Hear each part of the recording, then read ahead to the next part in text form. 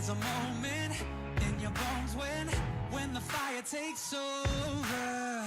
Blood is running, heart is pumping as the battle gets closer. They can say what they want now,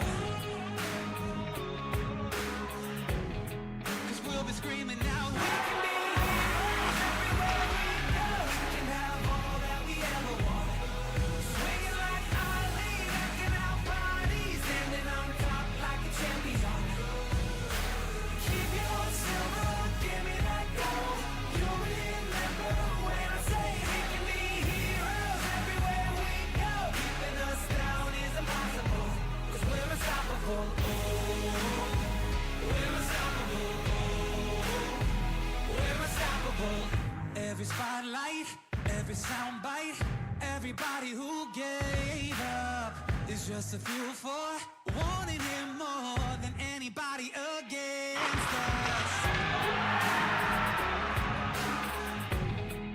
They can say what they want now,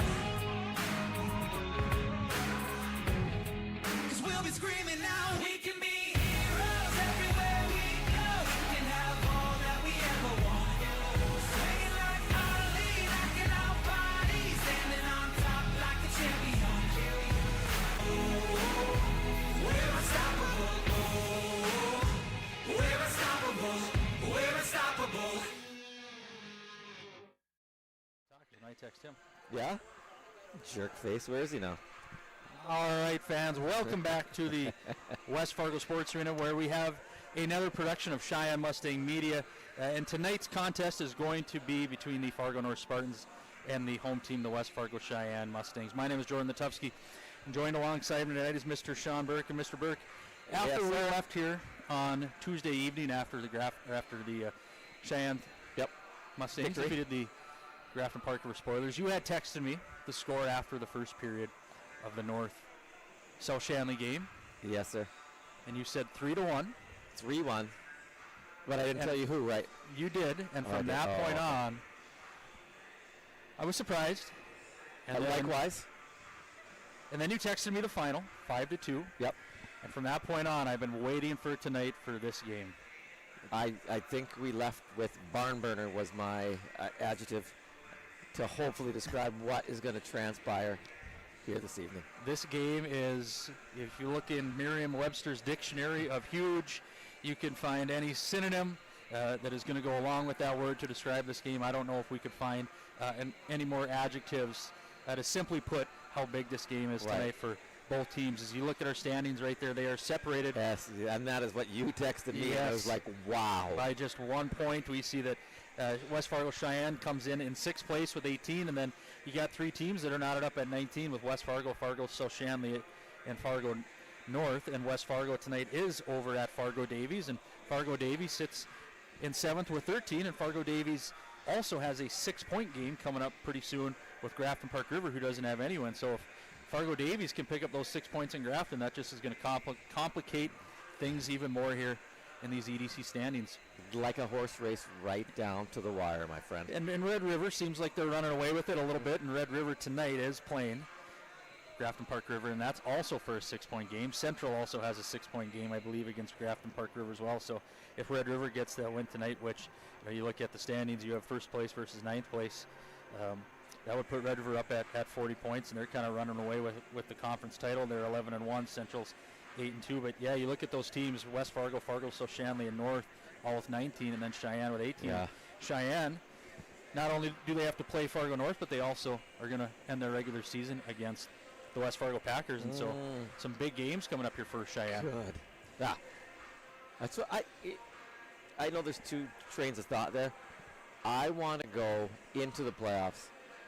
I don't want to have a 9-1 win or something with a lesser team. I want to be challenged. I want to go in clicking on all cylinders. Yeah, and it's going to be battle tested, right? When you get to that point, maybe throughout the season you've had your backs pushed against the wall, or you've been challenged, or maybe you've had to find a way to win a game when you didn't play your best, or maybe you had to win a game when players were out of the lineup, and we've seen this year. We've had injuries. Colton Rogan has missed the last couple of games. You had Jane Beater become sick the day of a game, and Brock Burm stepped in, and that was actually the start of their winning streak. That was over Fargo Davies. Right. And so, Cheyenne has done a good job of that this year. And speaking of kind of going into the playoffs, if we could pull up our keys to the game here, our first key to the game there, Sean, is going to be playing confident, whether it's individually or whether it's as a team. We talked about as a team, they're on a 3-game winning streak right now.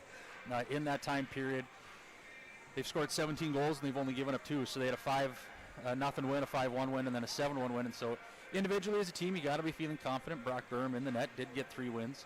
And then also individually, you look at some performances. I look at the last 3 games. Cooper Klaus, leading scorer, he's had 10 points. Talk about Joey Estebo, he's had 5 points. Cy Hasler, Yeah. he's really stepped up. Yes. He's had 6 points in the last 3 games. I'm going to move you up to the second line, friend. And then against Grafton Park River, Charlie Lachowski gets 2 goals. Mason Christensen, 4 assists. And so it's nice to see both individually and collectively as a team. And you talked about at the end of that broadcast, when individuals are doing well and when the team's doing well, it brings everybody together, and you don't have that feeling after a win.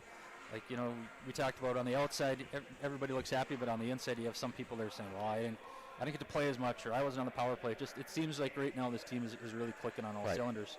You would hope that this is the most confident Sheyenne Mustang team that we've seen this year coming out. Yes, yeah, absolutely. And you've had you would hope you've had 3 good wins, and throughout the year we've talked about depth, and we've talked about finding different line combinations and things like that. It just seems like right now that the coaching staff for Cheyenne, they found the players that complement each other very, very well. We talked about the balanced scoring, and we've also talked about how everybody in the lineup is going to have to do a little bit of something. You don't have to go out and score a hat trick every game, but can you give us maybe it's 2 hard shifts a period, or can you go out and kill penalties? And so there's a lot of confidence in this team. Right. Our second key we talk about is intensity. It's a short season. Sean, I know that you've said before the season goes so quick, and the season starts in November, and I looked at my calendar today, and January 25th, and it just seems almost like done. It seems like the month of January has just flown by. Just 4 regular season games left, and then after that, you're only guaranteed 2 for the rest of your year. You're hoping it's 6, and it ends on Saturday at the state tournament, but you got 4 opportunities here to close out your regular season on a high note going into the playoffs. Right. So intensity, I think that can be personified in the game that we witnessed at the Coliseum. There was no space. Yep. It was from the drop of the puck to the end of the last whistle. Yeah, and that goes into our last point there. We have specialty teams, and Sean, you had talked to me about that today. And do you recall how Fargo North scored their lone goal in that 1-0 victory over the Cheyenne I do, Mustangs? and I know that you don't like it, having to start a period on the power play. Yeah. And we gave up that shorty about a minute and change. Minute 11, I believe it was. And yeah, 2-on-1 by Fargo North forward Charlie Kalbrenner. Him and Ray Wallen went in all alone, and I believe that was Jaden Beater that was in net that game. And I thought Beater played well that game. Unfortunately, just Kalbrenner came down and put a shot right over his glove in that game.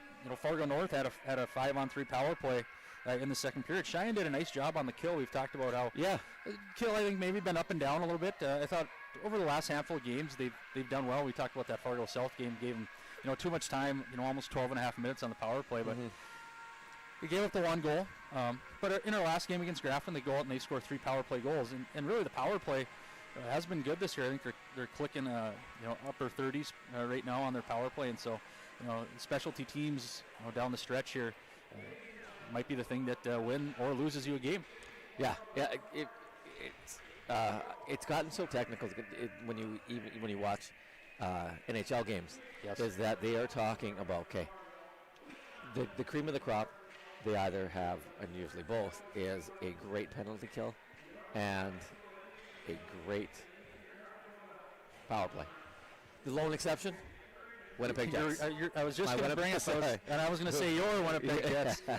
Sean, I did something last night that I normally don't do, and I tuned into a Winnipeg Jets game. Wow, they were just on NHL tonight, and as I'm watching this, I would not be surprised if we see the result of the game that I watched last night between the Toronto Maple Leafs and the Winnipeg Jets, which was a 1-0 game in overtime. With how tight that game was at the Coliseum and how it ended 1-0, I wouldn't be surprised if we see a result similar to that. Hopefully it's for the team in white and not the team in blue. Hopefully Cheyenne can do that, but I would not be surprised to see a 1-0, 2-1 game.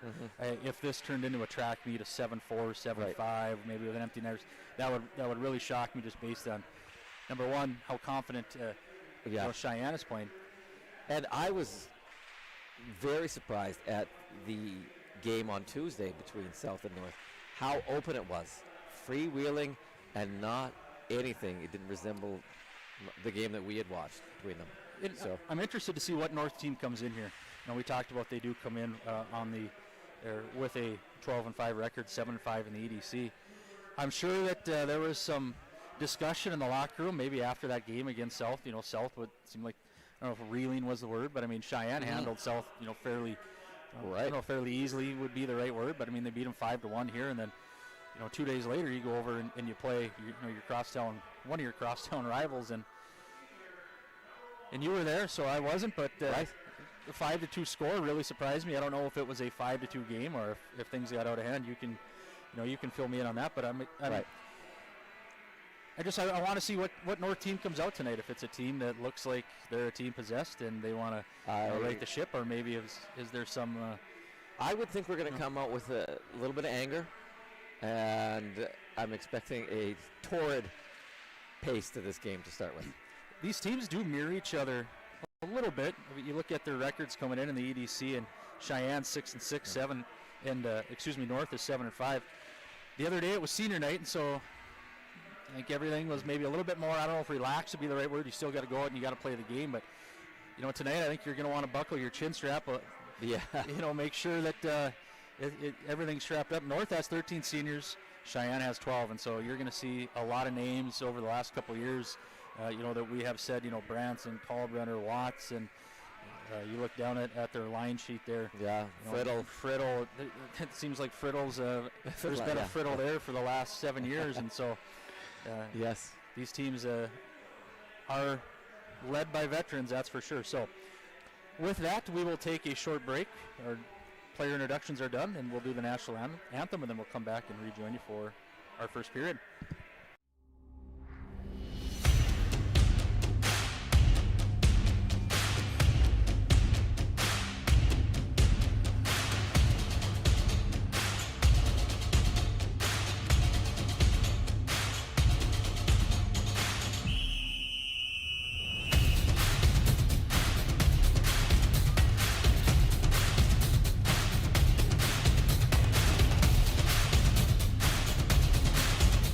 Hi, I'm TJ Yoshi here at Marvin headquarters in Warroad, Minnesota. The Lake Town way of life is appealing to so many people. We've got a thriving school system, coffee shops, breweries, restaurants, and hockey is the hub of our community. We're probably the last place left in Minnesota where hockey is actually free. The way Marvin supports the town supports Marvin is awesome. There's opportunities for you, work hard, self-educate. The sky's the limit here at Marvin. Here, when your future lies ahead, we help set you on the right course. When your whole world is about to change, we help you prepare for your new life. When staying healthy means staying informed, we help you find answers. This is perseverance, understanding, connection. These are remarkable people doing remarkable things together. I think what makes Touchmark special is how you feel when you walk into Touchmark at Harwood Groves. We often hear that it's like a North Dakota hug. I think it's the people that make Touchmark special. One of the things that makes Touchmark is the caliber of the team members here. You could ask them for anything and they'll say, we'll take care of it. Every day that we walk in these doors, we really take time to listen to each other, to listen to our residents, and to be there and to be a friend.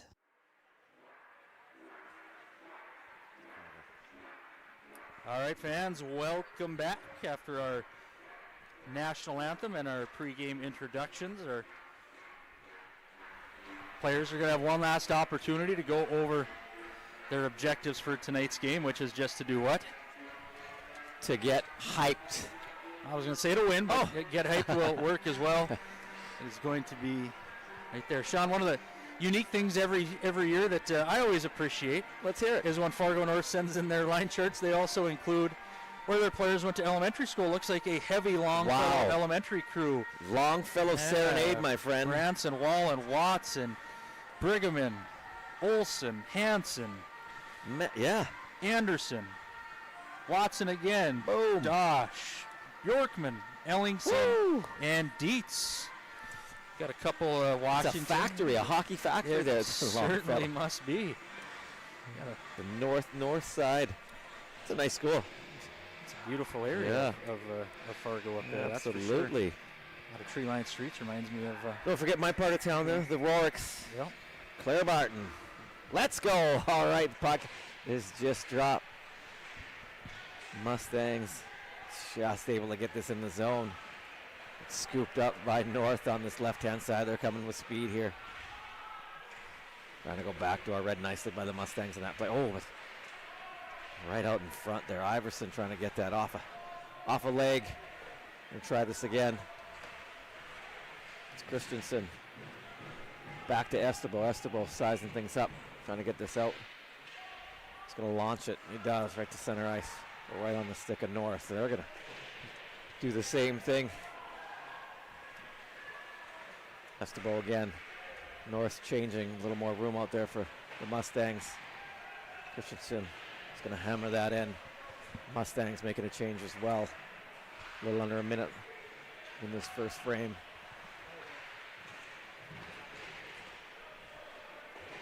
Chip and chase.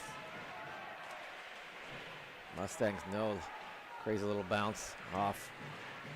Good read by the Mustangs there. That's Friddle trying to center that one. Nearly found the mark. Luckily, Dylan Johnson. Right, that was Brigham. Brighamman was looking at the shot. Oh, grade A scoring chance. Puck just went right in front of Parker Dosh quickly. That's a player that we talked about that's been playing well lately, and Cy Hazard there takes a nice pass from Klaus and just misses the mark. That materialized very quick. All right, North looking to exit their own end, but that's going to go all the way down. That's a great opportunity for Sheyenne. And speaking of, or not speaking of, but our goalie's in the net. In between the pipes tonight for welcome back Fargo North is Parker Dosh. He comes in with a 1.91 goals against average and a 91.4 save percentage. And yes, welcome back, Mr. Beater. Jaden Beater comes in with an 88.2 save percentage and a 2.83 goals against average. So yeah, first time in 4 games that we've seen Beater in net. Having a nice year. Good problem for big Coach, rebound there by Dosh on that one. Sorry, Benson and his staff to have is two very capable goaltenders. Good hit on that right side. There he is, Mr. Estebo, the Energizer Bunny. All right. North looking to get this in, but read nicely at the line by Mr. Estebo again. It's Trace Meyer. Ooh, deflected into the screen. I like the play by Meyer cutting in the middle there, especially on his forehand. He can shield that puck. That puck, though, was on end, and anytime, as you know, Sean, and it gets on end and you shoot it, it kind of has that knuckleball effect, or the knuckle puck for Mighty Ducks, if you will. And sometimes good if it goes on net, because the goalies are always there, and then it's all of a sudden it's like, oh man, change of pace, and you can see their head go, oh my gosh, because it doesn't look good when it goes in. No, but the alternative to that is sometimes you send it in orbit too. Yeah, so, and that's kind of what happened there. Yeah, he'll make it. All right, 14:23 to go in this scoreless first period. Teams kind of feeling each other out right now. All right, Mustangs, they're going to go cross ice, get it in deep, and they do. All right. North trying to get out of their zone. Mustangs not giving them much room here. North is going to get this one in. Oh, shot. Oh, there it is. There's that shot. I don't know. All right, North has their number 1 line out there. We've got Branson behind the goal. Look at way to shut it out, Beater there. There's a little bit of real estate for a second there. They don't want that guy on the doorstep. All right, Cooper Klaus, partial breakaway on this right-hand side. Gonna cut to the middle, nice. Looked like a little hook going on there. No call though. That was a really nice move, and Yeah. from our, all the way down here, I didn't know what Klaus was going to do. He's all by Yeah. himself, but made a really nice move to get to the inside there and got behind the defender. It And I looked think like there was a little tug in that right arm. he but, tried to go 5-hole, but Dosh right. just closed it up. Yeah, good second scoring chance for the Mustangs on that one. All right, applying the pressure at the hash marks. They're going to keep it in. Good tussle here. Mustangs able to get it. Shot it in. No one there though for the Mustangs. North able to get a high clear. Parker Dosh going to get out of his net and help his defensive team out there. All right. Mustang going to shoot this one in. All right, Estebo stepped out of the way of that hit. Both teams are priority number one is getting that puck in deep, I see. And there's no. Yeah, that puck gets deflected into the netting by Cheyenne forward Kean Hannestead. So we see our fourth unit out there with Pitts and Hannestead and Caden Fritz. So Hannestead's going to be centering those three. But of our chances so far of this game, Cheyenne's had two grade A opportunities, one by Hazard, one by Klaus. North's had some action around the net, but I don't think anything really grade A. Yeah, North countering with their third line. Colby Hansing centering Jake Almendinger and Liam Olsen.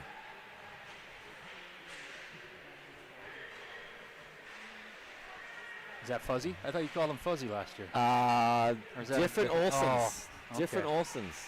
I'm right on that, though, right? Wasn't there a kid that was there was Fuzzy. Fuzz, yeah. Saw Fuzzy at that game. He was at Yep, that yep. first game that coming in. I'm not sure what he's doing. Good crowd at that game up at the Coliseum. Oh, that was When good, That place yeah. gets that place gets full with that low ceiling, and Yeah, it's a fun place to watch a high school hockey looks like game. we may be outnumbered here tonight too. With the North always travels with a good contingency. All right, 11:34 to go in a tight battle so far. Shots favoring the Mustangs 3-1 right now. All right, nice skate to stick. Oh, I didn't see him. A little stealth-like coming up with good speed there. There's that Peyton Rourke on that one. Nearly found himself. You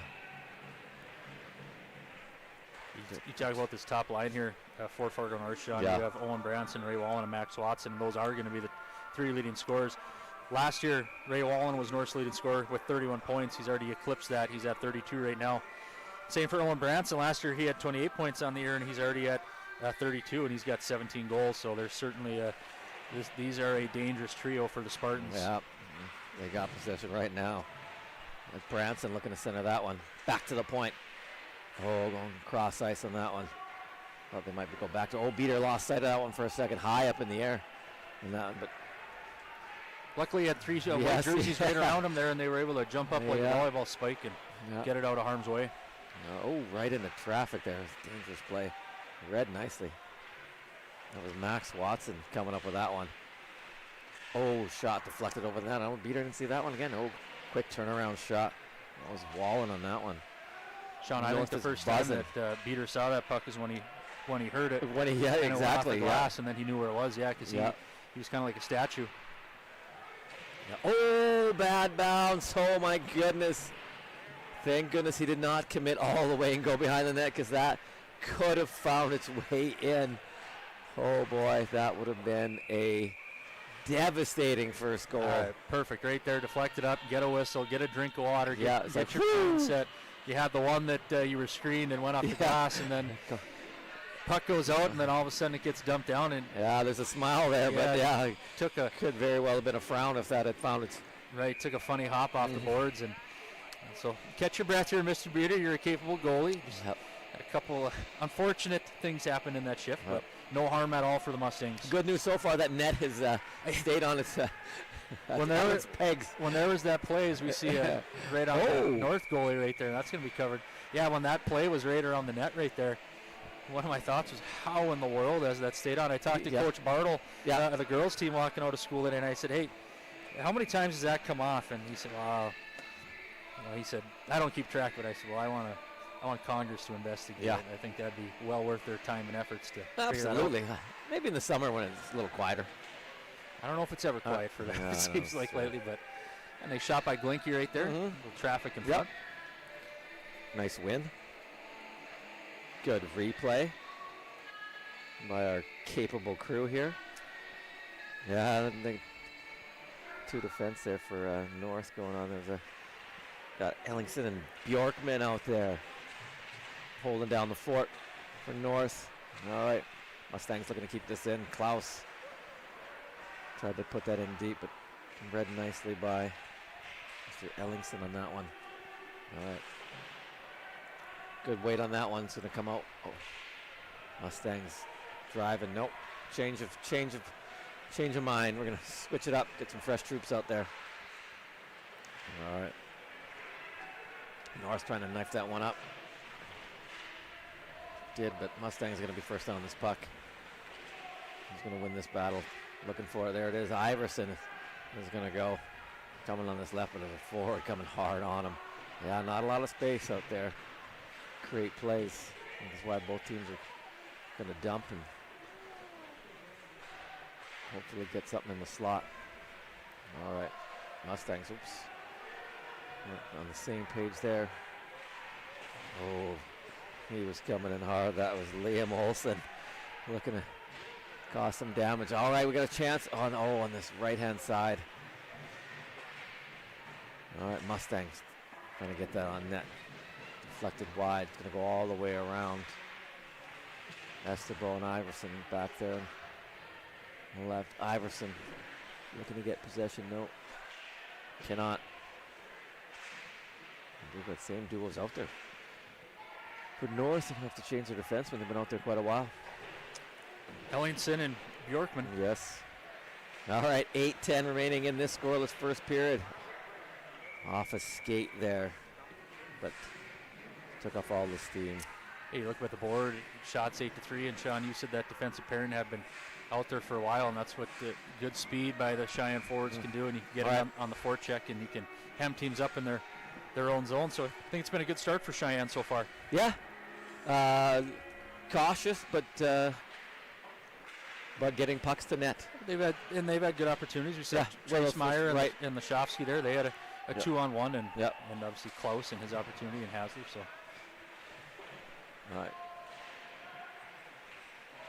All right, we got Glinky and Weber out there playing keep away right now. Oh, big stick check at the line there. Puck did not come out. Oh no, right in the slot, wide open. Oh, that was Max Watson after that giveaway in the blue line there. Yeah. Tried to make the move at the line, and every coach, nightmare. I was thinking the exact same words there. The coaches talk all the time. Puck's in right puck there. Still has not left the zone. This number one line, full one-timer. Oh, Beater way to come over on that one. You see that? We saw that one coming from a mile away. So a puck that doesn't get out at the blue line that Johnson was carrying, and that was Ray Wallen that stripped him of it, gets Fargo North two great opportunities, one right in the slot. I believe that was Max Watson had it right in the slot, and then puck goes around the other way, and this one, again, North is going to hold in the zone, and they create more momentum, and then right there, Branson walks the center. So let's see for a defensive, oh, no. There we go, high enough. Look at this out. Oh, now it's right back in. All right, Estebo looking to get up. Oh, that's a good touch on that pass. Knifed in by the Cheyenne forward. But we got three Spartans right there. Oh, good hit on that right-hand boards. Oh, good job of back checking here. Both teams. All right, tough angle there. That was not going in, but Mr. Beater wanted to make sure. And there was a little bit of a mismatch right there in terms of your lines. You had Cheyenne's top line, or North's top line, out there against Cheyenne's fourth line, and so that save by Beater there is going to allow Klaus Johnson and Hasler to get out to counter this number one unit. Well, it's number two unit now for Fargo North after the line change. Cooper Klaus tying up his man, winning the draw on that one. We're going to say Mustangs looking to get this out. Yeah, a little more urgency right now to get the puck out of the zone after that little unfortunate minute or so of pressure by North. All right, going behind the net, looking for someone in the slot. Oh, going to try and reverse that, get that right back in there. That was a nice attempt, trying to catch Spartan defense and goalie a little off unaware. All right, 6 and change remaining in what is a scoreless, tight-checking first period here at the West Fargo Sports Arena. Yeah, we went last time we talked shots. I believe it was 7-3 Sheyenne. Now it's 8-5 Fargo North. So the last couple minutes here, North has done a good job, certainly aided by that shift where they were able to hold the puck in. Seemed like 2 or 3 times. Yeah. And I think, did we mention, so that one of our keys is to, eliminate, a big play happening. Something that, that is in your hands and you just, oh man, I made the wrong decision. So you don't want that. So sometimes you don't mind getting scored on if it's a great play. You don't want to be the cause of the goal. I disagree with you, but I understand what you mean. Yeah, I mean, you never want to get scored on. Right. Yeah, no, I understand what you mean. Yes, absolutely. Like if you get there's well-earned goals. Yes. You don't want to. I'm not saying we're losing the game, and not whoever you're cheering for, but it's like, wow. Like there's a difference between getting walked at the blue line and seeing your guy go in, or having a guy just put a shot top shelf and you just tip your hat. No, I know what you mean, but it didn't come out. Well, all right. Kind of telegraphed past my Spartans there, read well by the Mustangs. This is Madden. Weber looking to get something going. Oh, the cross-ice, dangerous pass, intercepted by North. Hopefully this one comes out, and it does. All right, Spartans right back on. All right, we're going to go deep with this one. Oh, almost. But we're going to get possession of this. That's Gunnar Endres, good speed on the right-hand side. This is opening up a little bit here. Here we go. All right. Puck did not find the mark for North on that one. Back in, though. A little bit of room on this right-hand side, but right in front of the Spartans bench where they were changing, so their bodies coming on. Beater's going to not take any chances on that one with the number 1 unit for the Spartans coming in. Ray Wallen bearing down on him. Sean, I don't know if it's just the way that it's happening or if it's strategy. It seems like Sheyenne is getting their wingers really high.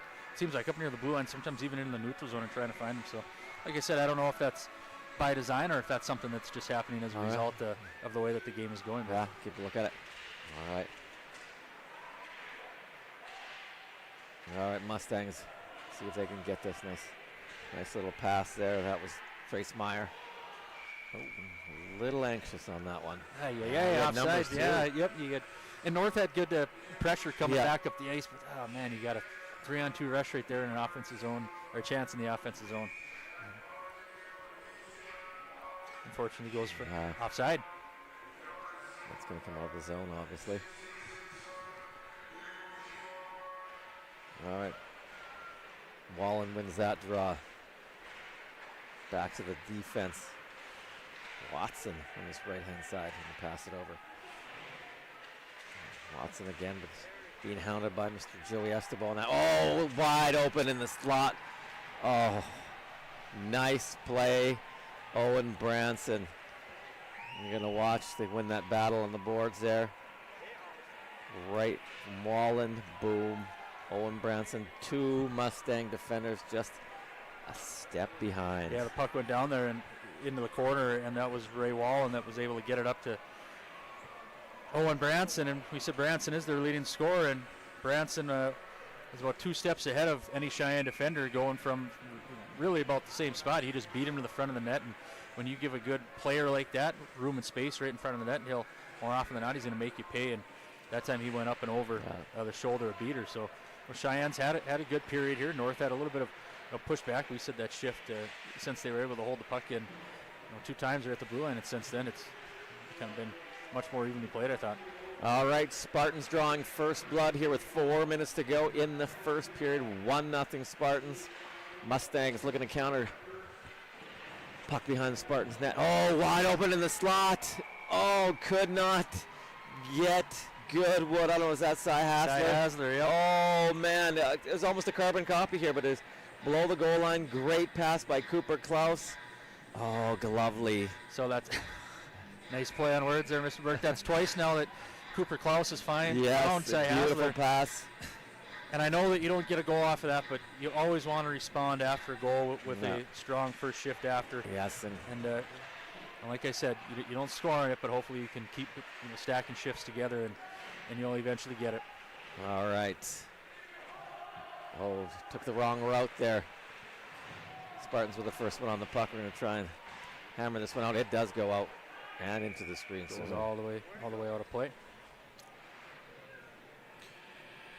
Sean, one of the things we always like to talk about is kids and their other activities. We're big supporters of them. Fargo North, they did win the state football championship. 4 of those players, Parker Dosh, Sam Friddle, Max Watson, and Joey Bjorkman, all spent time on the gridiron. You look at the all-conference Congrats selection, to them. Dosh and Friddle. One of my favorites, Max Watson. 54 for 58 on extra points, 8 of 9 54 for 54? 54 or 58, oh, excuse me. That'll get you a look, right? Oh, I think he's going to play at MSU Moorhead, so. I know he's got some soccer background. Did he play soccer too? No, so he. Did. Oh yeah, because it seems like specialists are becoming more of a thing than they ever were before. Cheyenne has. Was he playing soccer? Oh, he did play soccer, and then they do that. Yeah, I remember the from South there. That was the first time I remember the. I know who you're talking about. Yes, I can see him. He's a DJ in Germany. Okay, that's not who I was. But anyways, nonetheless, like to congratulate them. Yes. We're big proponents. We like to see kids involved in activities across the board. I'll get it. I believe I saw him this summer on Broadway. Yeah. All right, here we go. 2:27. Sorry, we digress there. No goals were scored in our story. All right.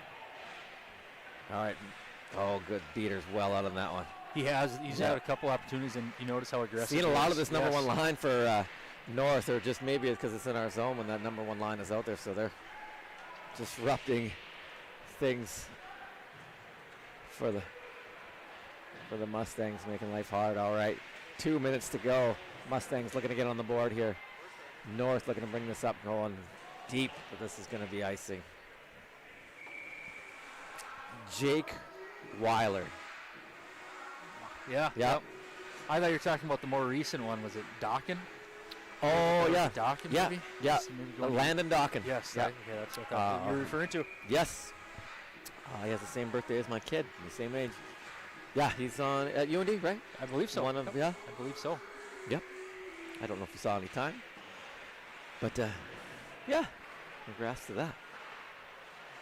Yeah. So, I love that one. It's like, do not get injured. I'm sure that's the first thing the coach says in here. Oh, you mean when they're playing two sports? Yeah, you're playing two sports. Two in-season sports? Better not. Yeah. And you got to appreciate the coaches allowing that, too, because some, I'm sure was like, no, absolutely not. All right. Speaking of not, let's knot this up. That's going to go for icing. That's going to go for an icing, and we'll kind of stay with that. No, I always like when you're watching a football game in the fall and you hear a name and you're like, oh, that kid plays hockey, or you're watching a baseball game in the spring. Cheyenne beat Fargo North in the state championship last year. You talk about a baseball player, Charlie Kalbrenner, left wing on their second line. Mm-hmm. He's a heck of a baseball player. During their Legion season last year in their regional down in Rapid City. Yep. Very good. I think in their state tournament, I think he maybe had 3 home runs. He had a huge one. I believe it was maybe against West Fargo actually in the state Legion tournament. So, a very, very good baseball player. Yeah. Very good pitcher as well. 6'1", 205. Yeah, he's solid. That's solid, my friend. All right, because I'm just looking at, 6 feet, 165. Kind of. Well, if you look out on the ice right now, you'll see him. He's got the puck right there, and he's the biggest kid on the ice right now. All right, Mustangs looking to keep this in. Oh, just scored it out. Just under a minute to go in this first period. Joey Estebo going to get that in deep. Mustangs. Oh. Yeah, it's going to go for an ice there, Sean. Man, that is much tighter than the NHL almost. Our linesmen not. Because usually if the momentum carries them, within a foot, you're never getting that called in the NHL, but not here. So you're going to have 46.4 left, so no surprise you're going to have top unit. top unit. You look at North's setup here off the faceoff, kind of unique. They got Ray Wallen just right behind Owen Branson. Waiting for that one-timer. Yep, Cooper Klaus does a nice job to win it. Estebo going to get this out. Yes, he is. Not much further, though. Trying to get that in deep. Cannot. Little room up center here. Shot. Oh, block. Nice. There he is. Estebo. Oh, they just ran out of real estate there. Max Watson coming in dangerous, but could not. We're looking to create something from beyond the goal line there. You see that more and more in hockey these days. All right, Mustangs. Oh, they're having a little trouble there. Just get that out, hammer that. There we go. That was Mason Christensen saying, forget this. Let's just pound this thing out of here. All right. All right, 2-on-1. Time is almost expired. Oh, my goodness. That would have been. I was surprised that Watson passed it. I thought for sure he was going to run out of time when he passed it. They were able to still get it off. They didn't. Oh, that was scary. I don't think they got as much on that shot, certainly, as they wanted to. Beater was able to make the save, but yeah, when the puck went out in the neutral zone, Connor got it from his own, his own line, and his D partner was pointing, go. There was 10 seconds left, and I thought, I wonder if they'll get a shot off here. And, you know, sometimes it's like, oh, no way. And it just seemed that the time just went so slow on that one. It was almost. You got a treat for us this? I do. Oh, fans. man, I'm excited for this. If you are a fan of winners, if you're a fan of hearing from winners, if you're a fan of hearing winners talk about winning, come back in 30 seconds, all right? We'll take a short break, and then we'll join you with two very, very special guests.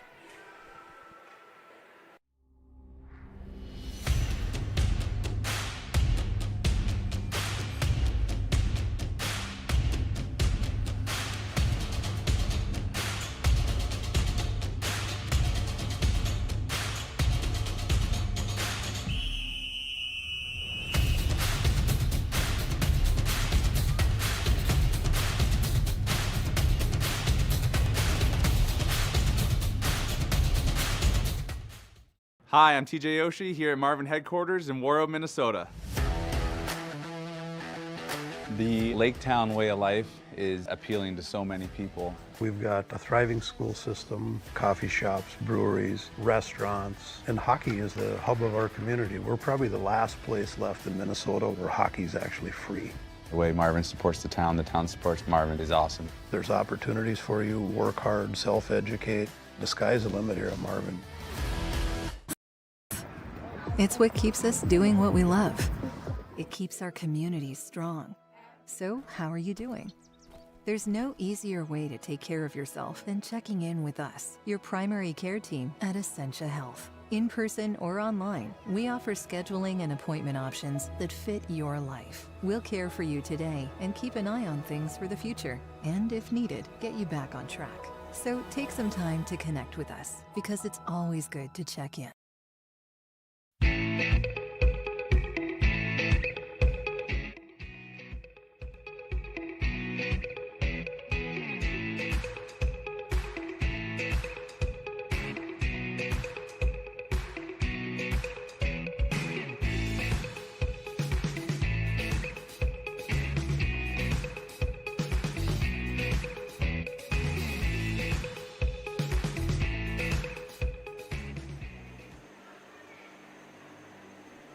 All right, fans, welcome back to the West Fargo Sports Arena, where we are joined by two special guests. We are joined by Mr. Knodel, representing our boys golf team, and Assistant Principal Bodell. We can no longer call him Head Coach Bodell with moving into his new role at Sheyenne. Both of these individuals have had high levels of success, and I say that 3 times because you are both a part of a coaching staff. You, Mr. Knodel, being an assistant coach of the boys golf, and then you, Mr. Bodell, being the head coach of the baseball team. So first, thanks for joining us here, Bodell. We're going to start with you. What was that like? I mean, you knew that was going to be your last game coaching. You knew that was going to be your last time with those boys, and you had, state championship 1 with them. You had state championship 2. What was it like knowing that was going to be the end and ending it the way that you did? Yeah, it was. I kind of regret how it played out. I just kind of casually said it to some news guys, and then it kind of became my retirement party, going, and I was kind of took away from the boys a little bit. But we always knew it was going to be a special year. We had a great senior class going out as well, so we just tried to tried to play as hard as we could every single game and go out on top. And thankfully, we were able to against a tough North team. So it was a great championship game. It was crazy. It was a crazy year. Also, what was it like to have it in West Fargo as well? Talk about that experience. West Fargo is one of the best fields in the state. I mean, they've upgraded that facility. I don't know if it's number 2 to anybody. It's a great atmosphere all the time. The West Fargo is a baseball town, so we have fans there all the time, and it was rocking for the state tournament. It was a great time. Now, Mr. Knodel, you had obviously state championship 1, state championship 2, and then last year, and you can correct me if I'm wrong, but you were kind of leading the way the whole year, if I'm not mistaken. Talk about just the level of, I don't know if domination would be the word, but just, I mean, you can, like I said, you can correct me if I'm wrong, but just the level at which those boys were able to play at, because golf can, you can go up and you can go down, and you can lose it mentally, and just how they were able to play that entire spring. Yeah, golf is definitely a game where you're playing the course and you're playing yourself. So sometimes, your opponents, that kind of becomes secondary. It's just you're checking the leaderboard on that. But, this was a unique year in the quality of golfers that we had. We did have a run of back-to-back-to-back following the baseball boys. But the first 2 years that we won state, we really weren't picked to win the state title. We kind of snuck in and had great tournaments there. And, by the third time we were rolling around, a lot of those guys had a lot of experience in the state tournament. So we had a great season all the way through. The kids played great. Obviously, we had 3 of our 4 seniors are playing in college right now. 2 of our juniors that were playing have committed for college. So obviously, out of 6 kids, when you have that many college athletes signing, you know you're going to be pretty successful. We were fortunate to have a really good first day at the state tournament, up 15 strokes after day 1, which is pretty much unprecedented. And then ended up winning by 29 strokes, and it was a weird feeling. The first 2 years that we won, we were looking at every shot and coming down to the stretch, and there were a lot of nerves. And this last year, 3-4 holes left, the kids are joking around, and so it's just a totally different feeling. As coaches, you're always so focused on the process, and you try to take one day at a time, and sometimes the kids, they lose track of that, and they look so far ahead in certain times at certain things. Now, as coaches, you probably never felt any pressure like, oh my gosh, the golf team's doing really well. You probably were never like, we have to live up to the baseball team. From the boys' perspective, however, do you think that there was any talk between, the boys? I mean, they get a text from some of their buddies that maybe they play, another sport. Like, so, your boys play basketball with Casey Clemenson and he's on the baseball team. Do you think there's any like, hey, well, we did it, so now it's up to you guys? Was there any of that, do you think, between the kids? I have no clue. I'm sure there's some talking going on between them, but I think both teams have been pretty close-knit, and they know each other, like you said, through some other sports. So I'm sure there was definitely some talk going on. And there might have been some messages exchanged between coaches as well. Baseball gets it done first, so there was definitely a coach or two maybe that maybe had sent a text about pressure putting on us a little bit, maybe. We might have had a little wager on who was going to get number 4 first, but I don't know if we just count that one out since I'm no longer doing it or not. So Coach Bodell, we talked about how you moving into a new administrative role at Sheyenne is not going to allow you to coach anymore. They do have your assistant coach, Coach Belke, right, is going to step in. What are the things that you will miss the most about coaching high school baseball at Sheyenne?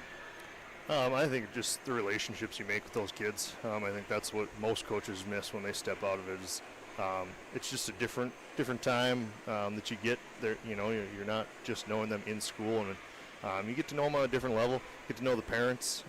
So just those relationships that you meet, all sorts of different people throughout the years. And I was blessed to have great kids and great parents. So yeah, I think that's definitely number 1. So, Mr. Knodel, we earlier were talking about Mr. Bodell knowing that it was going to be his last game, and you have that emotional tie into it. For you, you're not only coaching the team, you also have 2 boys on the team. What has that been like, being able to coach your kids and having, you have both of them on the team at the same time, and I'm sure there's times when they're frustrated with each other and they have to ride home with each other, and there's times that you're frustrated with them. But just overall, what's that experience been like coaching your kids and then having the high level of success that you did? Yeah, obviously, that being able to coach your own kids, those are memories that you are going to have forever, and certainly there are times where it's awesome. I think it becomes really difficult because it's hard for them to separate the dad role from the coaching role, and sometimes it's hard for the coach to separate dad role from the coaching role, and so there are definitely difficult times where they don't want to hear what I have to say as a coach because they think I'm talking like a dad and vice versa. So a lot of times you have to kind of step aside and let the other coach kind of take care of certain things. But in the end, it's been a blast. Obviously, I've just been really blessed to have great kids and who've done some pretty cool things. So. And had great friends along the way who got to share it with them. So I'm going to ask you both the most unfair question. I'm going to start with Knodel, so Bodell, it's going to give you time to think. So you've had 3 in a row. Which one is your favorite one? Or maybe not favorite, but most memorable, or you think back to, and that was the one that maybe it you had to work the hardest, or you went through some adversity, or the one that stands out, I guess. Well, I know what it is for me. I know, everybody wants to say they're all the same, but for me, it was the second one, surprisingly. The first one, the kids, they played great down the stretch, but and we won it. But the second one really did feel like it was coming down to the last shot, and we didn't even really know where everybody was sitting. And I think it was really the performance by Nate Pearl at the end. He not only won the individual state title, but he nailed a 25-footer up the hill for eagle on the last hole of the state tournament to win the title. That's pretty memorable, and it got the crowd pretty rowdy, so that's pretty unusual to win it on a putt like that. It did end up being a little bit larger of a victory than that, but we didn't know. We thought that might have been the thing that sealed the deal, so it was pretty fun. Mr. Bodell, what about you? I'd say first one.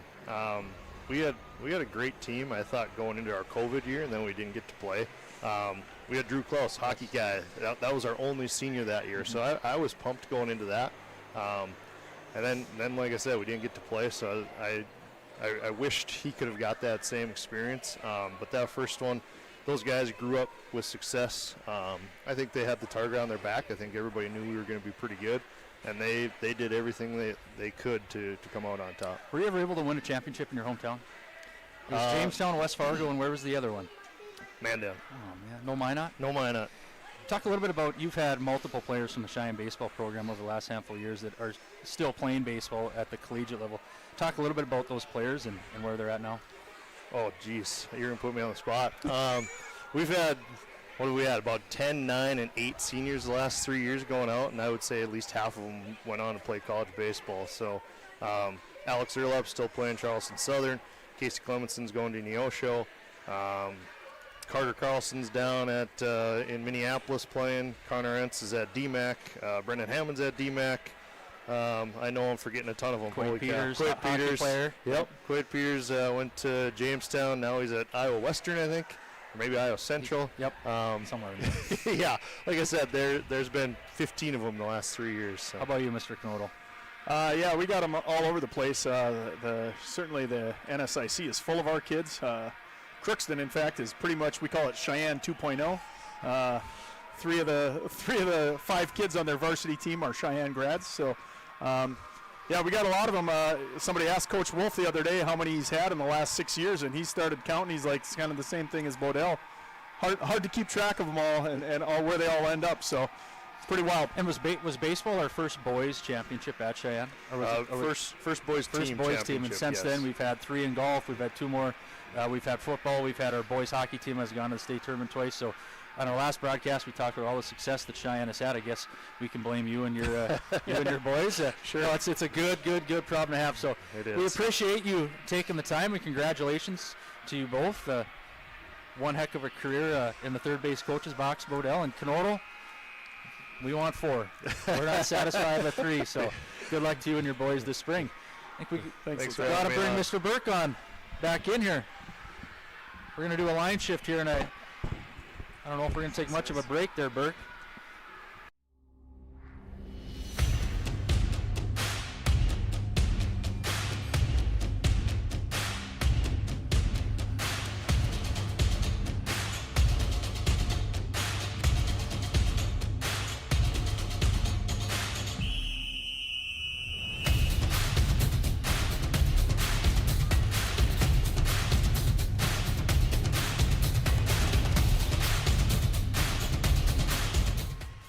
All right, fans, welcome back to the West Fargo Sports Arena. I hope you enjoyed a little intermission there with some winners, and hopefully they're going to bring Cheyenne good luck here in the second and third period. Tough act to follow, my friend. Nice job. Yeah.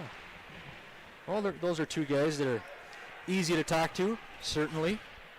They should make their way down to the dressing room now and Well, one's your one's your instructional coach and one's your boss, so maybe give them a speech between periods if necessary. Let's hope that's not needed. All right, Mustangs looking to create something here early in the second period, down 1-0. And you called it early. Like you said, you thought it's going to be a tight game. Slow scoring. Oh, wide open just for that second. Oh, yeah! Oh, back-to-back glorious scoring opportunities, but cannot find the mark. And here comes North. Oh, good job by Beater fighting that one off. Fast ice right now, and they've opened it up here. All right, Mustangs getting that right on net. Oh, nice job. After Parker Dosh starting to play off. All right, a little outside-inside move read nicely by the Mustang defender. Mason Christensen wasn't biting on that one. Oh, puck way up high there. Hoping to bounce in front, but no luck. Probably got stuck in that puddle. All right. Mustangs have come out buzzing in the second period. 2 grade A scoring opportunities, but yet to find the mark. Oh, boy. That was step on the puck and go down, and we're getting called now. If we have a replay on that one, I'm questioning that one. But my opinion does not matter. We are going to be shorthanded. I'm going to go with the trip on this one, I'm pretty sure, yes. Yeah, Sean, we're partial, but we're also homers at the same time. Sorry, I know. Have these kids in class. Well, that's a different. Oh, sorry, yes, I thought it was replay. Oh, boy. I thought that was maybe a soft tripping call there, but it's called nonetheless, and so you still got to kill the penalty. But no, I'm going to be impartial, all right. First penalty of the game. All right, 15-10 remaining in the second period. Spartans are going to go on the power play. Obviously going to put out that number 1 unit of Wallen and Branson, Watson. Oh, shorthanded opportunity. Oh, off the paddle, Cooper Klaus. Third tremendous scoring opportunity of this second period, but yet to find the mark. All right. Try a little more kick. Well, that's offside. Yeah, they're a little more cautiously after that turnover. Yeah, we didn't even talk about that chance that Shofsky had in front. I know. Trace Meyer found him, and I was looking at the three. Meyer, Lashofsky, and Klaus. They were reunited for that shift. Sean, it looks like 1:40 left in the first period over at Farmers Union. Yep. Fargo Davies 3, West Fargo 1. Ooh, juicy score there. All right, that is juicy. All right, Mustangs dump that high and down the ice. Ellingson looking to take this up himself, looking for someone to pass to. Cannot, no lanes. Mustangs doing a great job, and they read it. Oh, we got a 2-on-1 materializing here. Oh, it's wide. Oh, great stick by Ellingson. Otherwise, Cooper Klaus was going to find the back of the net. Hopefully. But, oh, that was great. Great penalty kill so far. All right. Oh, nice read there. Here comes the Mustangs again. Potential. Another 2-on-1. They're coming in hard. Oh, good stick again. Oh, a little cross check on that one. That was Liam Olsen. With no call. Hoping for an even up call on that one.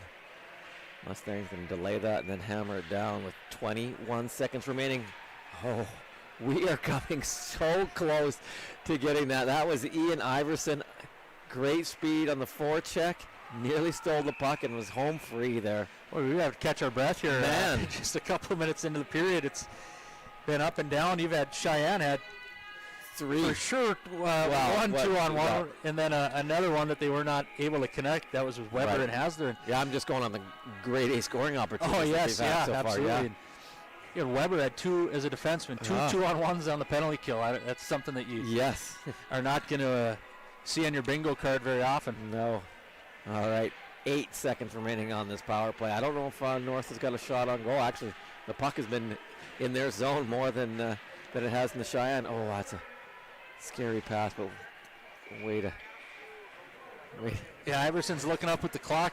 Way to connect on that one, though. The second that he got on his stick, I think, is when Sheyenne went to full strength and he sent it down, and he was just a hair too late. So the icing that comes off of his stick is going to result in a face-off to the left of Jaden Beater. All right, 1-0, 13-12 remaining in a 1-0 Spartan lead. Sean, we're getting what we thought we would get, I would say, for sure. It's been an entertaining game.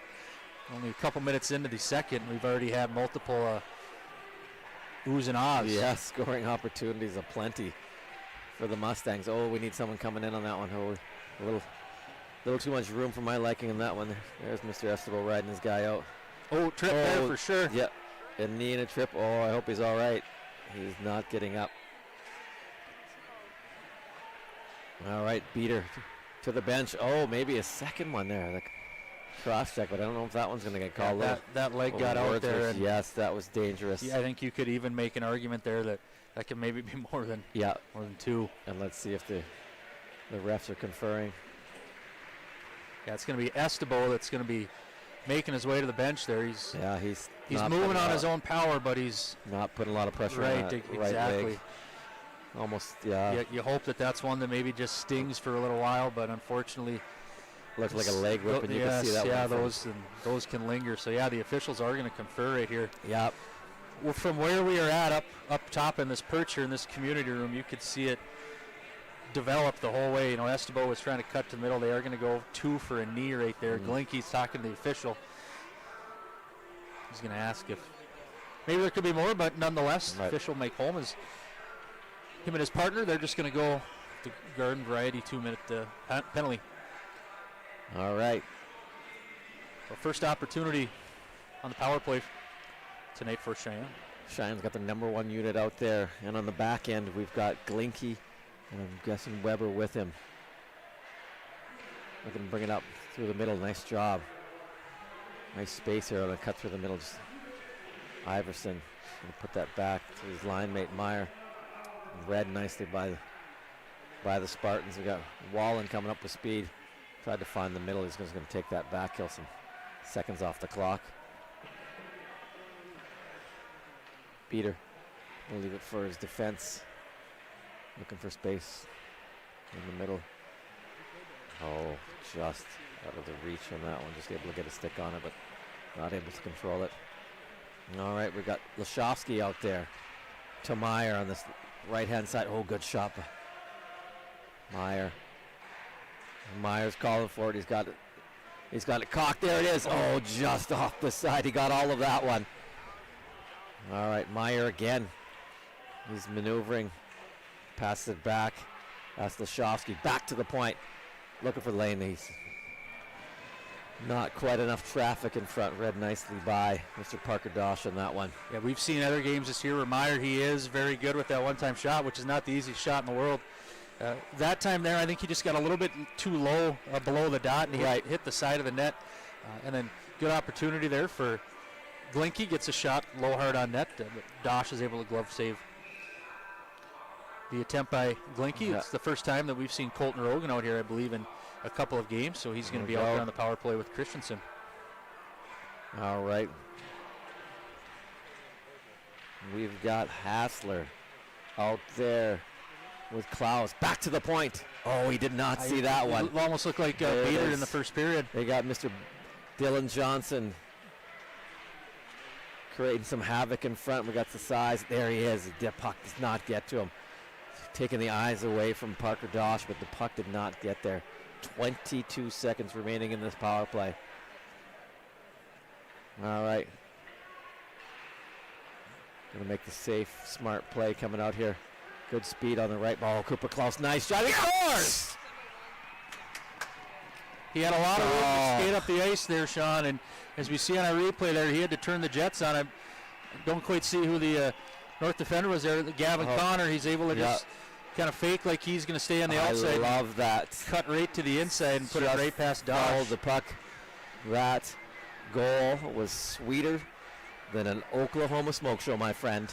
You know, we've talked a lot about Klaus this year. He is their leading scorer. That is going to be his 27th point of the year, his 10th goal. And in this game, how many times have we said his name for having opportunities? Twice he set up Cy Hazard on beautiful opportunities, so he's been making it happen. You know, he's really turned it on. We said in his last, he had 10 points, so he's going to continue his hot streak. And there. that is a high-skilled move. So he just let the puck, its momentum carry, and he just followed it. And yeah, again, once it was on his stick, back of the net, far side. And through the neutral zone, I mean, he had to build up some speed, and he did, and then kind of fake like he was a stand outside, just nice play to cut to the inside. We talked about in the first period, we saw Trace Meyer do that. You know, lefties come in, you can shield that puck a little bit more, and sometimes you can fool the goaltender on when you're going to shoot, so you can be a little deceptive with it. Yeah. All right, 10-25, and I'm happy to say a tie game. Mustangs 21-12 shots on goal after a very successful power play, but that came at even strength. Am I right? We'd have to look up at the clock, but I think it maybe did. Sure, yeah, I don't. If not, it was at the very end of the power play. I was busy doing stats. Yeah, I was neglecting my duties here, but fortunately we have Mr. Brosh down in the penalty box doing a rink rater, and he'll get that up to us at the end of the period, so we thank him for his services. Yeah. All right, face-off won by the Spartans on that one. Yes, I believe the slap pass was going on, did not connect. All right, we're going to try this again. That is the Mustangs going to be able to, oh no, dangerous pass in the middle of the ice. Here comes the Spartans. Oh, that back door was open, dangerous. So there's another puck that did not leave the zone here. Shot, oh, good job. Max Watson wanted that one back. Sean, we talked in our last broadcast about the different athletic success that Sheyenne High School's had. We just talked to two boys coaches that have had a lot of success. Yep. Talk about boys teams and success. Yep. Our wrestling team right now is wrestling Fargo Davies. They're up 42-13. And if they win the EDC title. So is that early? That's an early win? Like, I mean, early in the season to have clinched it? We're talking? No? We don't know? My silence says it all, but I know that they're up, and I know that they beat Bismarck for the first time in I believe it was school history. And good. Bismarck's been the dominant powerhouse. Yes, and so Cheyenne's building a nice Coach Lundy there. I know he's put a lot of, as we see, close to the Lundy clan. Yes, I mean they put. Oh, good! Oh boy, we are buzzing. No, there it is. There we go, my friend. Not by much, but nonetheless. Yeah. That would have been a heartbreaker if that had gone in. Of course, they're going to say no. 3-3 at the end of one. Whoa! Over at. I thought it said 3-1 earlier, but maybe the scoreboard was cut off a little bit, so I could have been wrong when I said it was 3-1. Gotcha. So it's 3-3 at the end of one between at the FU. Yeah, Davies and West Fargo. Farmers Union. All right, 9:28 remaining in the second period. Knotted up at 1. Good job on the pinch there. Was that? Oh, I was hoping that was Esteboa. No, it was not. That was Mr. Weber. Just taking a look at the right D. I don't know if we've seen him.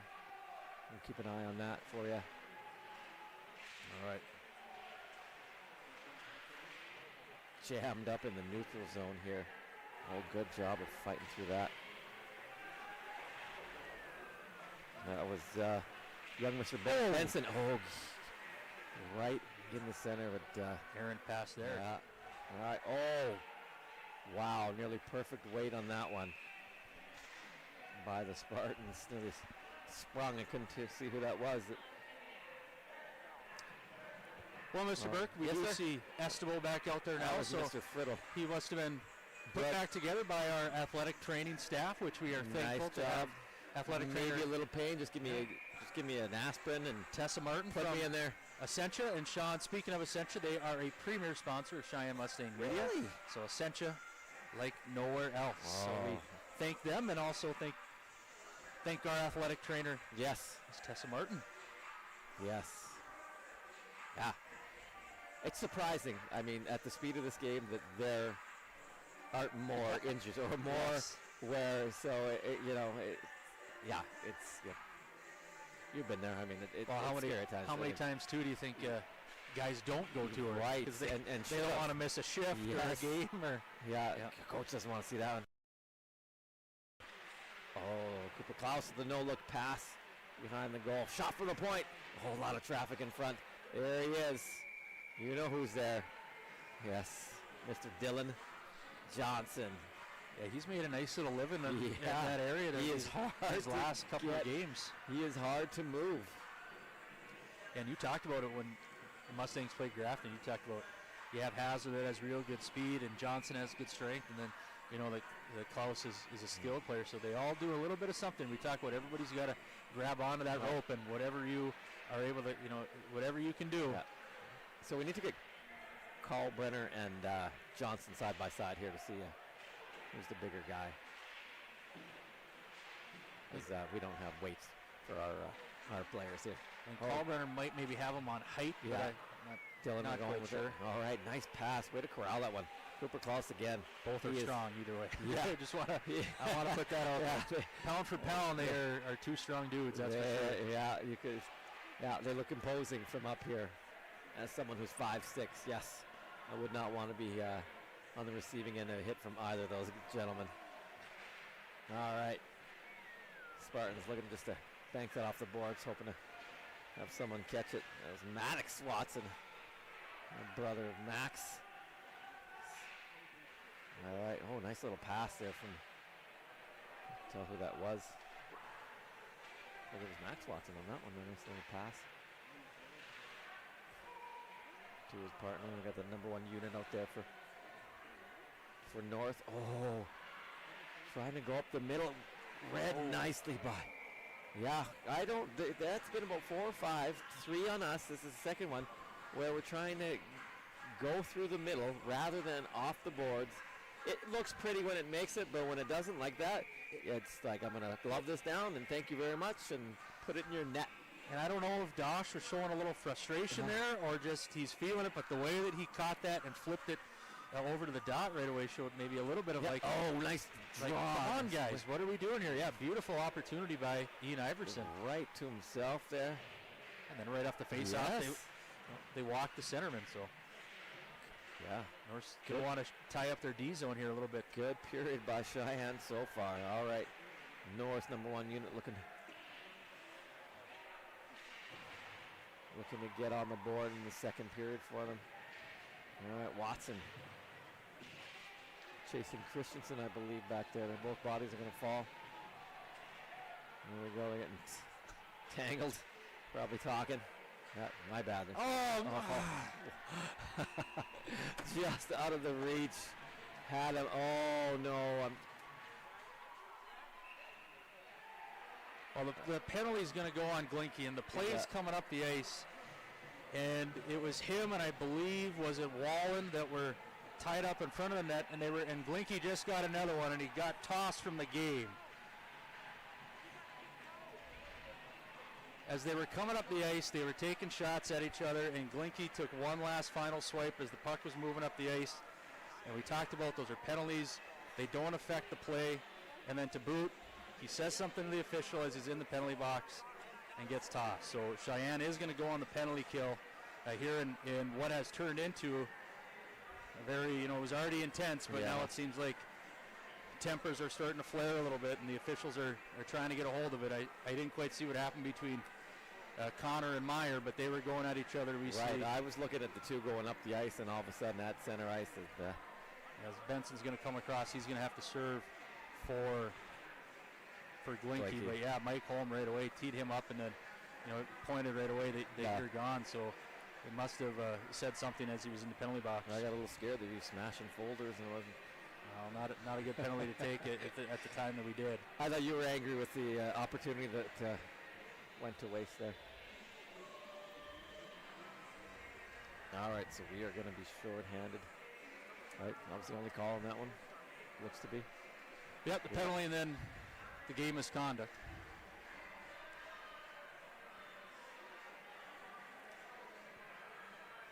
So we're down to 5 defensemen for Sheyenne. 6:29 remaining in what has been as forecasted, a very entertaining game. 1-1.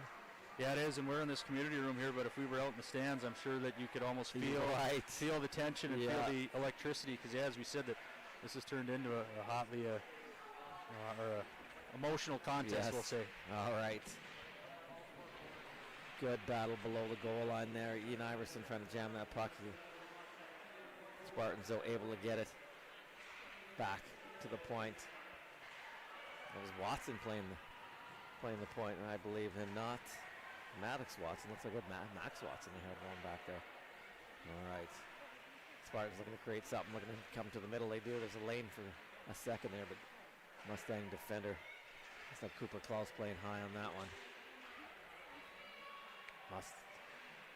Spartans going cross ice there, but first one on it was the Mustangs. 1:08 remaining on this power play. Oh, take your time. That was Leon Olsen just giving that puck away. Mustangs going to take some more time. High stick. Yeah, absolutely. Yeah.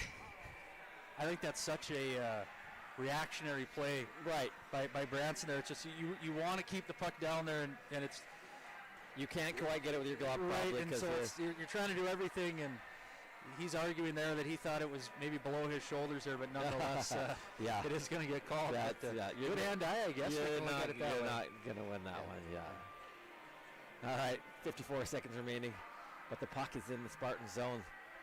Big draw here, won by the Spartans. And that number 1 unit is out there. Got good speed coming on this right-hand side. Oh no, it's Bergman, I believe. So we kind of mixed it up here for the Spartans. Mustangs able to get that all the way down. 35 seconds remaining on this power play.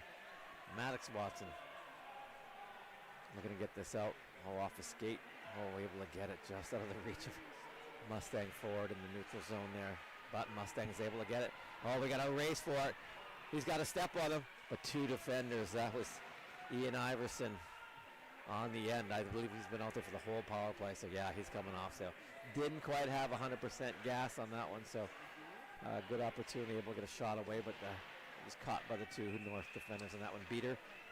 Yeah, he was rushed too, and that puck was bouncing. He was never able to fully stick handle it. The 2 North defenders that were on him, but I thought Iverson in his past kind of stretch of games where Cheyenne's been having success and super noticeable. Yes, he's played a big role, and obviously he had the one game with the hat trick, but even besides that, he's made plays, and he's really, I didn't know Ian was that quick, and he's made a lot of nice plays with his speed and his legs. Same with this guy here. Right there, yeah, those 2 guys have, speed-wise have kind of stood out a little bit. And that's the unique thing about coaching too, right? Is you're always trying to find who works best with who and line combinations, and I think Cheyenne found him at the right time of the year here. Absolutely. Oh, backdoor. Oh, wide. Max Watson again. He's been the Cooper Klaus in there, coming close to several opportunities. Oh, who is that? Is that Cooper Klaus sliding? Yes, boy, he is. Klaus, he went to block that shot there. And that was gonna sting. Yes, it was, and he's done a little bit of everything. He's killed penalties. He's set his line mates up. Obviously, we talked about the goal that he scored and the goals that he scored. He had 8 points in his last 2 games, and we said. And that is a skill, blocking shots like that. When you're lying like that, if your timing is off and all of a sudden that's coming up in your head area, oh man, it's a scary proposition. It's skill, right? It's also a lot of heart and and there's sacrifice and when NHL playoffs when they're just laying it all out. There is nothing better. Watching that when guys are willing to just bleed for their team. All right, nice inside-outside move there. That's Mr. Ray Wallen on that one. Looking very smooth operator. Shot from way out there. That was Owen Branson. Kind of ran out of real estate on that right-hand side. All right, Mustangs looking to bring this in. Stop at the line. Nice little stutter step here. Is that Trace Myers looking for someone coming off the bench? Good job. Good puck movement by the Mustangs here. Looking to create something, not forcing anything. Cooper Klaus been out there quite a while. I'm not mistaken. Once again, there's that pass in the middle, but There's 3 Spartans there for 2:56 remaining. Noise, get it up Yep. right away if you Oh, can. on this right-hand side. Oh, good job. There you go. Knifed in nicely. He's going to go to the bench. That's Lashovsky. Cooper Klaus still out there. Oh, good speed coming through the neutral zone. That was Gavin Connor, defense, bringing that one up. Showing some good wheels for the Spartans. All right, 2:30 remaining in what has been a high, fast pace. Oh, almost stolen, has pocket picked by Cooper Klaus, who's, I don't know what the time on this shift is, but he is logging some time He here. went to the bench, I think, for after he blocked that shot for maybe 20 seconds, Yeah. and he got back out there. All right, God, good. And guess who has the puck shot? Yes. Good gas in that tank. My goodness. Oh, he's looking at center. Here comes shot from the point. Does not find the mark. Cooper Klaus cannot get on it. That's Madden Weber. He's going to chase this one down, though. That was Kean Hannestad showing some good list. Oh, had to play it off the skate. Hannestad, turn around. Couldn't quite get good wood on it, but they're able to keep it in. Hannestad, dangerous bounce off the top of the boards there. Hannestad again. So this is this fourth unit here, Sean, for Cheyenne. And this is what we talk about when your top guys log minutes. Can you go out there and we're in the offensive zone? Can you make? Oh, here we go. Nice play at the line here. Shot. Oh, dangerous, but just over top of the net. Back to the point though. Oh, deflection. Oh, he had Mr. Parker Dosh not knowing where that puck had gone after that deflection. Nice job there. Oh, we got a 2-on-1 here coming up. Good speed. He's going to catch him. Hannestad.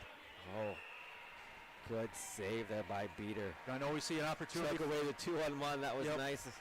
I know we see an opportunity for North there, but that's a shift right there by your fourth line that hasn't been out there in a while. They get caught a little bit deep on that last part there, and they're able to go up the ice. But other than that, they're creating opportunities. Hannestad had the shot, unfortunately, just sent it well over the net. But I mean, that's what you have to do. Can you go out and can you give us just 45 minutes play or seconds, as hard as you possibly can, and jump all over their D? And for the most part, I thought they did that. Big win by Cheyenne on that draw. Just under 1 minute to go in the second period. Oh, it's left alone for a second there. Mustangs coming up with speed though. Good pass. Shot from well out. Handled easily by Mr. Parker Dosh. Hey, you look at the shots here, Sean. That is Cheyenne's 29th shot on goal. So, Dosh he's been busy tonight in the net. Absolutely, yeah. Said he comes in with his numbers. He's a 91.4 save percentage, and so he's having a nice right on par year. right now. All right, draw one by the Mustangs. So Spartans close that off, not able to go back to the point. Read nicely by the play by there. Who was that? That was Mr. Marcus Ellingston. Oh, good job of the Mustangs keeping this in. We got some room on this right-hand side. Guess who? Guess who?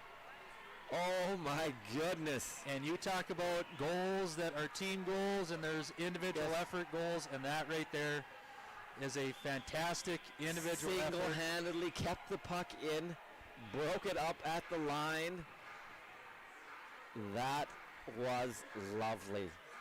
Klaus is their leading point getter, and he gets a lot of, publicity, from, when we do the games, we say his name a lot. He has done a little bit of everything tonight. He's been good defensively. He's taking face-offs. He's blocking shots. He's scoring goals. I mean, you talk about a senior leader and a senior captain and what the epitome of that is, and he's showing it tonight. He's really kind of, I don't want to say put the Mustangs on his back, but and he draws a little bit of interference there. No, he doesn't. Nothing. But, yeah, I mean, that's what an effort by Klaus on that goal there. And, of course, you do not want to be on the end of on the wrong end of a goal scored in the last minute. Right. And here we are. You talked about the sixth guy. You see him right there on the ice? Momentum. is on the ice with the Mustangs. Oh, that is a great finish to the second period. Yeah, and you talk about that. It was well earned. I mean, this whole period. Yes, and we talked about the second period against South and how well they played there. Yeah. And they can put, shifts together, and you look kind of how they're skating off the ice. The Cheyenne guys, they're high-fiving. North, they're fine. They're still in the game. It's 2-1. They're a good team. I mean, this isn't the end of the game by any means at all. You better buckle up for the last 17. I mean, this second period here got kind of wild and woolly for a while there. Yeah. But if you're north, it almost has that deflating feeling going to the locker room. Yeah.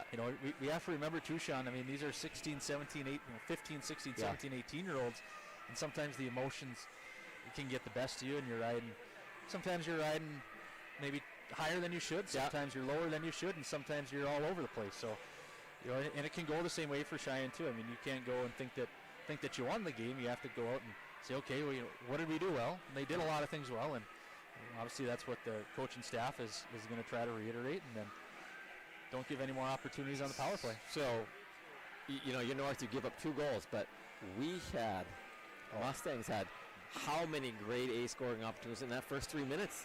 So, really, realistically, I don't think you're super disappointed. You're down, but it could have been worse. It certainly could have. Second periods, they tend to be a little bit more offensively, and Sheyenne certainly is going to hold true on that there. They had a lot of really nice opportunities. And just, it seems like lately... Great penalty killing. Right. And, yeah. Sean, it seems like lately it's almost like guys they found another gear. And we talked about, like, we always knew Hasler was quick, but I don't know what it is, but we're noticing it more, and he's producing more. He's got more points. Same thing with, Ian Iverson. Yes. And we're seeing right now a lot of good offensive play from the Mustangs, and the D are taking their opportunities too to step up in the play, and they don't want to get left behind by any means. So what a fantastic second. And fans, you have roughly about 11 minutes to get here. To either get here, but if you're outside of our 11-minute range, you have 11 minutes to start texting your friends. Take the dog for Give them a call. 5-minute walk. Send in this link to whoever is a hockey fan, because the next 17 are going to be very, very, very, very good 17. No one's without their hockey. phone under 18. Start texting. All right. So with that, we'll take a short break and rejoin you for the third period.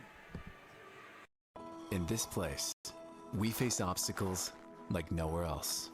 The clock, the trail, the hill, the challenge that's always waiting. When that challenge comes, we'll meet it together. Because it's your chance to show what you're made of. Tenacity, resilience, and the power to prove that the toughest competition comes from within. This is orthopedics and sports medicine like nowhere else.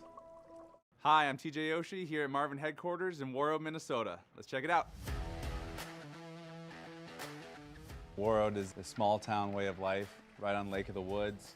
Some of the best fishing in the world. I think what makes us so unique here is within 15 minutes of me leaving work, I can be out on the lake, I can be on the golf course, I can be on the bike path, I can be out in the Beltrami Island State Forest. Just a fantastic way to grow up and to live life.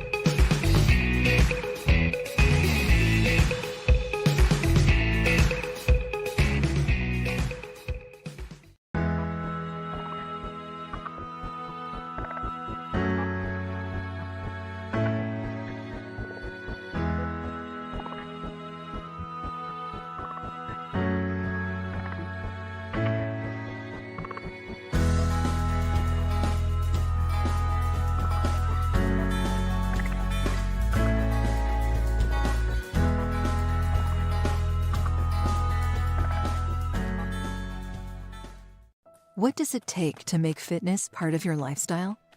It's intention. It's commitment. It's resilience. It's just who you are.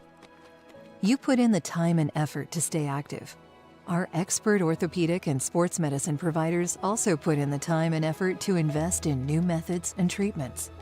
Whatever you do to stay active, we are here to keep you moving. It's just who we are. Orthopedics and sports medicine like nowhere else. Hi, I'm Diana, and I work at Marvin. Working in manufacturing, not a lot of sitting, so it just makes your day go by faster. Belonging to Marvin makes me feel stable. 25 years. My kids were little when I started here in Grafton. Now I have a daughter that works here. She was one of the ones that pushed me to become the lead, pushed me to be the person that I am now. And I just see myself retiring here. If you're looking for an awesome place to work, come join me at Marvin. Hi, I'm Micah and I work at Marvin. I've been in the military for 8 years. I was a preventive medicine technician in the U.S. Navy, and so that translated over to working at Marvin and how can safety help make Marvin a better company. The culture working at Marvin is probably the best one I've worked with other than being in the military. Working together and caring about each other. You feel like you're part of the family at Marvin. Come work with me at Marvin. It's a great place to work. I'm Joni and I work at Marvin. So when I first started, my training was very extensive. I was able to advance fairly quickly within Marvin, and it's just a matter of telling people that you're interested and really applying yourself. Belonging to Marvin feels like you're part of something, though it's more than just a job. For me, it's a career, and it's been a really exciting journey for me.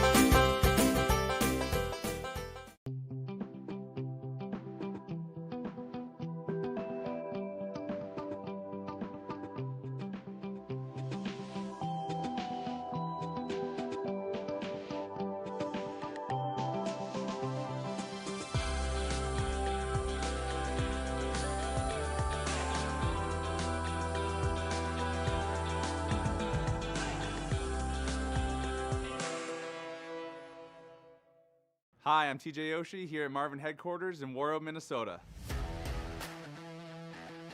The Lake Town way of life is appealing to so many people. We've got a thriving school system, coffee shops, breweries, restaurants, and hockey is the hub of our community. We're probably the last place left in Minnesota where hockey is actually free. The way Marvin supports the town supports Marvin is awesome. There's opportunities for you, work hard, self-educate. The sky's the limit here at Marvin. Hi, I'm Christian and I work at Marvin. My military background is the basis of who I am. I was looking for something to help me be the Marine who wasn't a Marine anymore. Belonging to Marvin feels like I'm part of something. I know that being with Marvin means I'm making a difference in every homeowner's life because the windows, skylights, and doors that I'm helping to build.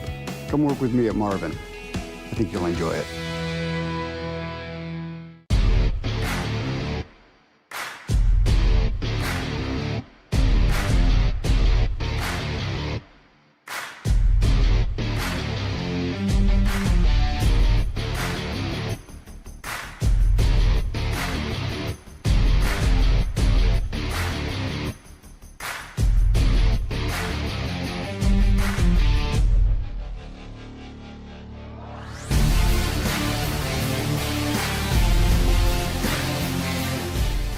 Here, when your future lies ahead, we help set you on the right course.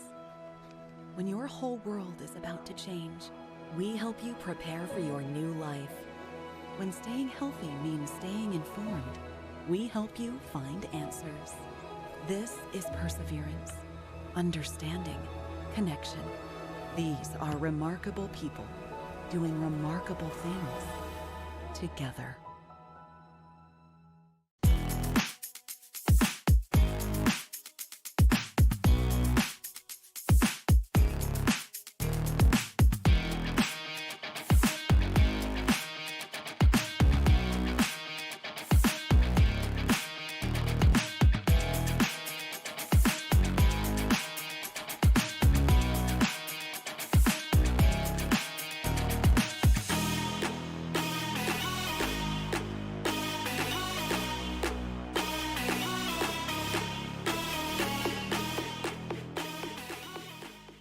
Here, when our path takes an unexpected turn, we keep moving forward.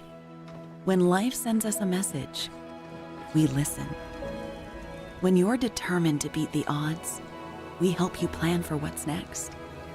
This is commitment, resourcefulness, determination. These are remarkable people doing remarkable things together.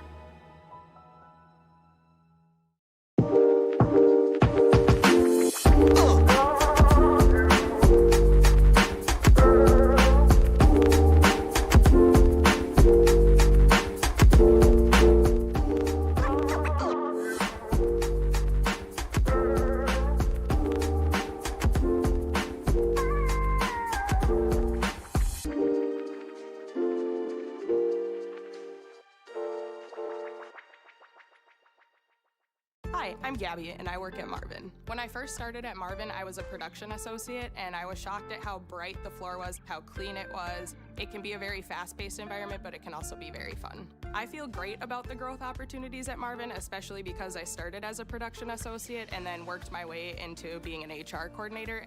If you're interested in working in manufacturing or you've never worked in a manufacturing environment before, I would definitely say come try it out. It might surprise you. It can be very fun and rewarding.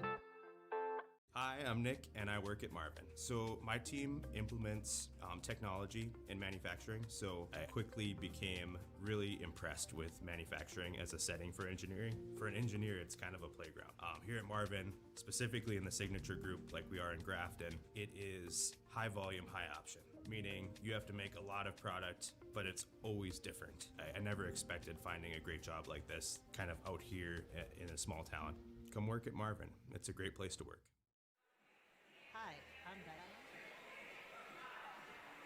All right, fans, welcome back to the West Fargo Sports Arena, where we are set to bring you a exciting third period. There's no doubt about that, Mr. Burke, that I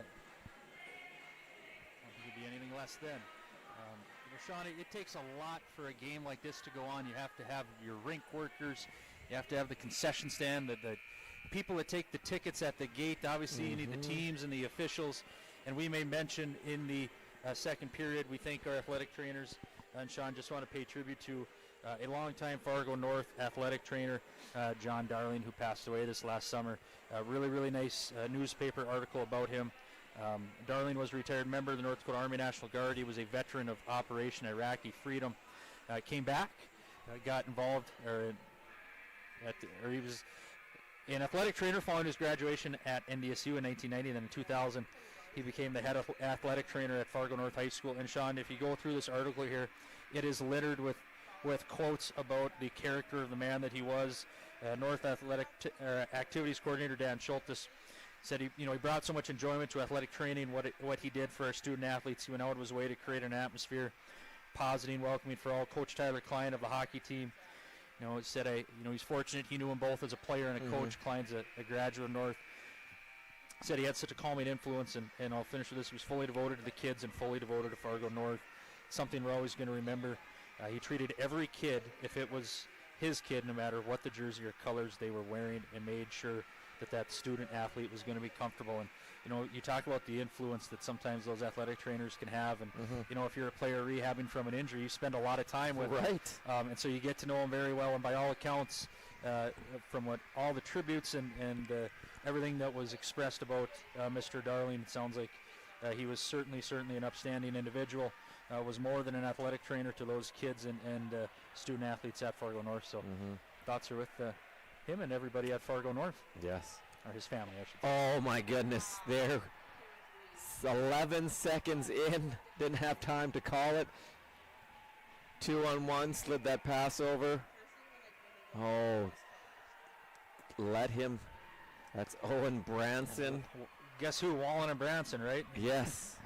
That's going to be Branson. That's going to be his second goal of the game. So that lead for Sheyenne in terms of seconds, you had 11 here in the second, and then I don't know how many left in the second period. So what would you say, less than 90 seconds, maybe right around there? So he came through the defense a little too easy, little lackadaisical there that should have been given a rough ride, but was not. Oh, so we are knotted up here at 2. You said it was going to be a close one. We are tied again. I guess we really haven't been tied all that long, so that's a little misstatement. Here we go. Shot. Oh, wheeling around. Huge. Was that Cooper Klaus again? It's Klaus and then Johnson on the rebound. Wow. Never able to get a handle on it. Juicy. All right. Mason Christensen. Oh, wants that one back. A little errant pass on that one. Oh, that's too bad. So we played not even a minute into this period, excuse me. We've seen a goal, and then we've seen another great opportunity there for the Mustangs on the rebound from the shot by Klaus. Yeah. What else would you be doing on a Thursday night, Sean? I'm watching hockey. If I'm not doing it live, I'm watching it on my television. Did I miss my segue there? All right, Beater, nice job of sealing off that right post, and then the net's still on. So congrats to the post and Beater on that. All right, Mustangs unable to clear this. Shot dangerously through the slot there, but no Spartan was able to get a handle on it. Oh, just outside the zone, brought in by the Spartans. They're looking to create something on this right-hand side. Got it through the first line of defense there. Iverson looking to get it out. He does to Meyer. Nice move by Meyer, but too far out in front. Mustangs able to get back, though. It was Colton Rogan. Sean, I think I missed my segue there. If you are not playing hockey and you are looking for a place to watch it, what better place than Sheyenne Mustang Media? Not only can you watch hockey, you can watch basketball, both boys and girls. You can watch all the Metro duels went on, but you can watch wrestling, you can watch swimming, and you can watch a whole host of different Sheyenne activities. So like and subscribe to Sheyenne Mustang Media on YouTube and major social media platforms. Right. And we were struggling the other night trying to find certain other schools and trying to get updates for people. Not at Mustang Media. No, not at all, my We are friend. covering, yes. All right. All good play by Mason Christensen, hanging on to that one. Cooper Klaus again. Double, maybe triple shift in here. Putting the team on his back. 14:35 remaining. And it's tied game. Mustangs, Spartans, if you just joined us, it's a goodie. All right, Mustangs. Good room. No free passes right now. There's bodies on, sticks on, so not a lot of space out there at the moment. All right, Madden Weber backpedaling. Looking to find someone behind the back pass. Nice job. We got Max Watson. Oh, wide open in the slot. Oh, my goodness. And that number 1 unit is just buzzing. But, man, we have missed some assignments here. Wide open was Owen Branson on that one. And they came that close to taking the lead again. All right, Watson here on this behind the back. He's going to try and wrap it around. Oh, that was Owen Branson. That's that's not an easy move. Oh, after the fact, he's going to call it. Didn't like the treatment he was receiving, but the retaliation by Owen Branson on that one. He's going to go for 2. Just as I was talking about that nice play that he makes off the board, just picks that puck off and then spins around and tries to wrap it around. And close. But he nonetheless is going to go to the box, so he's going to find his name on the score sheet in multiple ways. He's done it by scoring goals, and now he's going to do it by taking a penalty. You can't fight in high school, but he's going for the Gordiel hat trick, and he's 2/3 of his way there. Yes, he is. All right, 13:29. Mustangs on the power play. Who else but Cooper Klaus taking the draw on his right? Was that Cy Hassler? I couldn't read the number here. Shot back from the point. Oh, good. Dylan Johnson. I couldn't see it, so I don't know how. Oh, Dylan Johnson kind of pivot with the puck. Just squirted free. Spartans able to get it. Oh, blew a tire. Christensen, but luckily no one there. Mr. Estebo's there to bail him out. Good job at the point. Oh, shot. I heard a whistle before. It looks like the shot. I wasn't sure what was going on there. I don't we know got if two it's- rinks yeah, here, yeah. and we got whistles over here. Yeah, so, well, nonetheless, Yep. Esteban's shot got deflected up into the netting, so they're going to go to the penalty box and retrieve another puck. But yeah, I didn't know where the whistle Yeah, I was like, what is happening? was coming from. All right, Estebo, Christensen. Hassler and Johnson. Hassler, Johnson. The law firm. Centered by, yes. Centered by Mr. Cooper Klaus. Cooper Klaus always so good at taking that puck to the middle of the ice. It's a pleasure to watch him with that puck. All right. We got a one-on-one here. Oh, getting off. Mr. Ray Wallen tried to go between the legs, but Mr. Estebo was not biting on that one. 1 minute exactly remaining on the power play. All right, Mustangs bringing it in on this right-hand side. Going to circle around behind the net. Charlie Estebo waiting for it. Does not. In his area, so they did not pass to him. Cooper Klaus beats two. Oh, wasn't on the same page with his line mate. Right, I think he shot that expecting a deflection in front there. Right. His line mate was expecting a shot and maybe a rebound, so nice try. All right. Good job here. He's winding up. Oh, another tire blown. This time it was Trace Meyer on that. All right. Ian Iverson, as I couldn't tell if that was Christensen or Iverson with the jersey all bundled up. No, that was Iverson right there, so that was definitely Nation Christensen on that one. 5 seconds remaining, so got to watch out for the guy coming out from the box. They're taking a look. Madden Weber cautiously putting that one in. Mustangs are going to be the first on this one. We got 3 guys there, but all right, we got a one-on-one coming here. Nice back check. Lost his stick though. Oh, That's off there. net is off. He's looking He's right looking at it. at it, How did yeah. you not see it? Now it's dislodged even more. But yeah, I think off by our quite a bit players there. were kind of waiting for the whistle to go, and it was like, oh no. Yeah, I was wondering if they had scored there. And we're inside here with headsets on, but I could audibly hear people yelling "nets off, nets off," and he wasn't too far away. But you know, when you're an official, you're not always focused right on those posts there. So got it all squared away though. No harm, no foul. We play on. All Got right. the results because of it, which All is right. good. So Colton Rogan is going to get that to the line, but not out. Sealed by the Spartans. Oh, out front shot from the point. And Sean. Oh, guess what? Like a broken record. I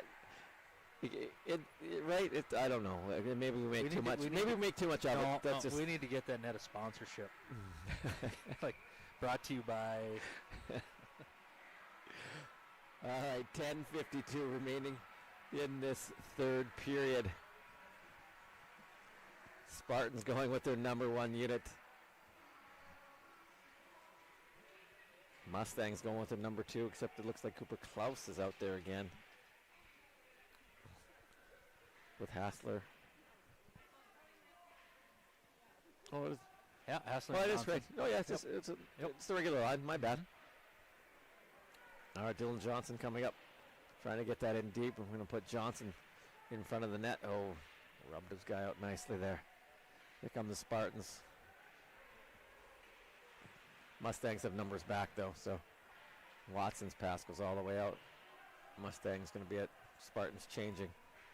We got time, a little space on this left-hand side. Oh, not going to force anything. Probably a smart move in that play off a stick, I believe. Yep. No icing. All right, Mustangs on it. Able to go off a stick. Handled easily by Mr. Parker Dosh. Shots 25 for the Spartans, 31 for the Mustangs, maintaining that shot advantage that we've seen since probably the drop of the puck almost in the first period. So right where we expected, we thought we would be with 9:59 left in the game. 2-2. 2-2. Shots are close. Each team has had a little bit of the momentum. Yep. Each way. All right. Spartans going with their number 2 line. Brigabin, Kalbrenner, and Friddle. All right, draw one by the Mustangs. Back to the point. A little bit of traffic in front. Mustang's going to be the first one on it. Another Mustang falling behind the net here. They're a little too late to get those skates sharp, but if they got this. Oh, good hit there, but not before he released that one. That was Brigham in. Paid the price. All right, Cooper Klaus tried to feather that across, a little sauce, but did not make it.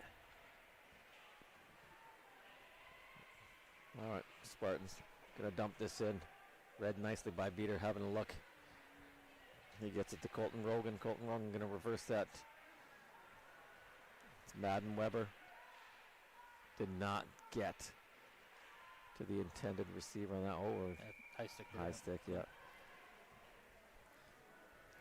Sean, I thought of it when we were talking about blowing a couple tires there, and see the song, I Want to Drive the Zamboni, and that's one of the things that's unique about hockey. I thought, have you ever sharpened skates before? No. I've never done it either. Now they have those Sparks machines that you just kind of put the blade in there, and now you actually see they take the blade out of the whole boot, and then they just sharpen the blade and then snap it back in. But Yeah. I've never sharpened skates before. And then one thing I've never done. And some of the guys always have their stones. It's like, man, where's my stone? Yeah. And it's like, if you get a bad edge. And I get it. It's like, yeah. And to a non-hockey person, that's got to seem so much of a foreign concept, right? That and now you talk about what depth, what howler you quarter inch, 5/8, right. or It's like what? Yeah, I know. Yeah. When you go, kind of like when people go to the barbers.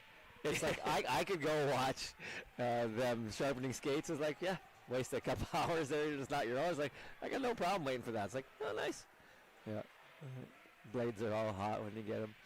All right, 8:55 remaining, and it's 2-2 tie here. Ooh, good hit. Laid the wood there, too. Yeah. Couldn't quite tell who that was. Allmendinger. Allmendinger's got a size advantage there.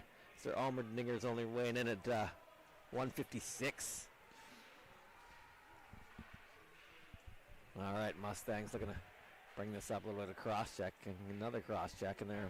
Oh, we got a couple cross checks, and Liam Olsen's taking names. Oh, God, that was a big hit in the neutral zone there with the puck not quite. I don't know how the ref saw it, so I'm a little distracted. Mustangs got the puck in. Oh, got Spartan forward. Oh, man, bodies are starting to fly now. Separated man from puck, and that was good. That was Wallen. There was a nice hit on the arms there. I like that when you take away the arms so they can't do much when separated from the puck. So, all right, 7:51 remaining in a 2-2 tie. All right. Who's going to be the hero of this game? I know it's a little early. All right, Rogan. Super close there. It's getting a little bit chippy down there. Mason Christensen facing some lumber. All right, Cooper Klaus. Oh, looked like he had a step right there. He's got a left side shot. Tough angle, though. Handled nicely by Parker Dosh on that one. Bjorkman didn't seem like his feet were quite set when. You're right. I thought he might topple over for a bit, and then. And that's that's a lonely feeling when you see the guy that gets the puck is the guy that's their leading scorer, and he, Klaus was coming in and elected to take the shot low. We've seen him go high before, but that one he goes low and off the pads. You get the Meyer unit versus the Brigham unit here. He's got Kelbrenner and here we go. Nice Friddle on his wings. Nice job. A little more sauce on that pass. A little behind set play on that draw, but able to get it out though. 6:55 remaining in this third period. All right, Mustang shot on that, handled easily. No one in front on that one by Rogan. Dosh Rogan. See, he's back out there, and good camera angle there. Good dig out by Iverson. Yeah, just no traffic, but never a bad thing to put that puck on net. Never know what's going to happen.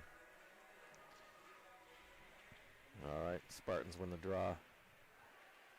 Off the glass, able to get that out. And weren't sure if that was going to go for icing or not, but Mr. Madden Weber was the first on the puck, so Fans, we know what you're saying at home. We can hear you, and we know that you're saying, wow, how about those replays? We have a fantastic team of producers and camera people here that are bringing you those replays and those nice angles, and we are just as impressed as you are. Yes. Certainly makes our job a heck of a lot easier. All right, Spartan took a little tumble there before the puck was getting there. I was looking for the ref's arm to go, but I don't think there was any Mustang. Yeah, it's in a couple feet. Oh, nice little touch pass there. Breaking out nicely on this right-hand side. Lashowski, in the middle. Good try. A lot of bodies. A lot of Spartans came back right at the last second to break that one up. Trace Meyer's not a small player by any means, but he's slippery and he can make a lot of guys. He can make a lot of guys miss. All right. Sometimes. Oh, wow. He flipped that out of his glove pretty quick. In fact, Lashowski just. I don't Could know. you imagine? Yeah, I don't know. Swatted out of just instinct. I don't know. Yeah, it's like that's what that happened like almost instantaneously. Right. It was like and then Whistler quite hadn't gone there too. So, all right, 5:59 remaining in this third period. Spartans looking to get this out. Yeah, they got room on that right side. Oh, but if you're going to fan on it, it's not going out. They're able to get it on the second effort. All right, Joey Estebo. Sorry. Charlie Estebo. Sorry, Charlie. Need to bring Big Brother's name up on it. All right, 5:30 remaining in this third period. Mustangs looking to get something going. All right, Spartans first one out. Going to reverse it. Looking to get this out. No, nice read on the defensive end by the Mustangs there. That's Cooper Klaus, ever the opportunist, man. Fighting through that check. That'll be nice there. Yep. Good effort. Good forecheck on that. Yeah, you're right. He ragged that puck up along the wall and then brought it to the middle. And fortunately, there were a lot of blue sweaters around him that it was tough to make a decision there. I think Beater's coming over the bench. I think Coach Benson. I think maybe he was thinking maybe if you can come out and play that, and then if you see they're in a change room, get the puck going the other way and see if we can catch him off guard. I think that's what he was saying. Good read. All right, 5:08. Puck in the Spartan zone. Gonna ring it off the boards. Able to get that out, but right back in by the Mustangs. Spartans looking again over the home run pass. Decided maybe that wasn't the best opportunity. Ooh, nearly sprung. Mr. Wallen, ever dangerous. Oh, picked the pocket. Oh, in the slot. Could not quite get it to him. Shot from the point. Oh my goodness. There is way too much space for that line. And I know they create it, and I know they're slippery, but we have got to do a better job defensively when that unit is on there. Very scary. You look at North statistics this year, and Ray Wallen's their leading scorer. He's got 32 points. He's got 23 assists, and tied with him in points is Owen Branson. He's got 17 goals. And I wonder how many of those are what we saw in that last shift there. Wallen does a good job digging the puck out down low, and Branson is the lucky recipient. Just waiting, yes. Exactly. Wow. He's been that way tonight. One timer from the point. Oh, Jet, there he is on the doorstep again. All right. Wallen looking to go. One timer in the slot. Mustangs able to knock that one down, get it out of harm's way. Trying to get this out. Watch out. Oh, good move. Is that Mason Christensen bringing this up? Oh, almost backdoor. I couldn't tell if that was just a shoot in or if that was designed on that one. 4 minutes exactly remaining in the third period. Nice job by Iverson picking that one off. But the Spartan able to get that. Oh, we got a 2-on-1 here. Oh, good job coming back on that one. Is that Estebo? Oh boy, that was dangerous. Look, there they are. Man, they too much space. Oh no, that. So yeah, that was Watson and Wallen did. Yeah, and that pass that Wallen was trying to make over to Watson was stopped by the Cheyenne defender, and then the puck just sat there. Beater showed a great flexibility there. Yes. Did the splits and made sure that he was going to do everything that he possibly could to make sure that did not end up in the back of the net. And a good play by Charlie Estebo. You could hear it go off the stick, take some steam off of that. So Didn't go to the intended receiver because that was a dangerous. Talk about an empty feeling. Yeah. when Oh, all the way up the middle. Oh, shot. Oh, just missed. Oh, again. Mustangs putting on the pressure here. Oh, thought they were going to go with the D, but no look. Oh, tipped wide on that play. Mustangs back to the point. Oh, here it is. Back to Rogan. Rogan trying to find a lane. No, good block there. By, I'm not sure who, Liam Olsen on that play to break that one up. Mustangs, so giving that up. 3 minutes exactly remaining in a 2-2 game. Just like we were saying, this game has delivered. A nail biter. All right. Oh, not sure. I think the other there's 3 Mustangs. Neither one was sure who was going to go for that puck. All right, we got a 3-on-2 materializing here on this right-hand side. Going to get this puck in deep. That's Cooper Klaus there, able to get a stick on it. Klaus from behind the goal line. He's got 3 Spartans on him, though. Oh, Spartans are going to be able to get this out. And they're going to come up through the middle. Oh, we got a break here on this right-hand side. Shot, he scores. Oh, my goodness. That number 1 line, Max Watson. Oh, we got caught a little bit. A little flat-footed Max Watson goes low. Blocker side. Huge goal for the Spartans with 2:20 remaining.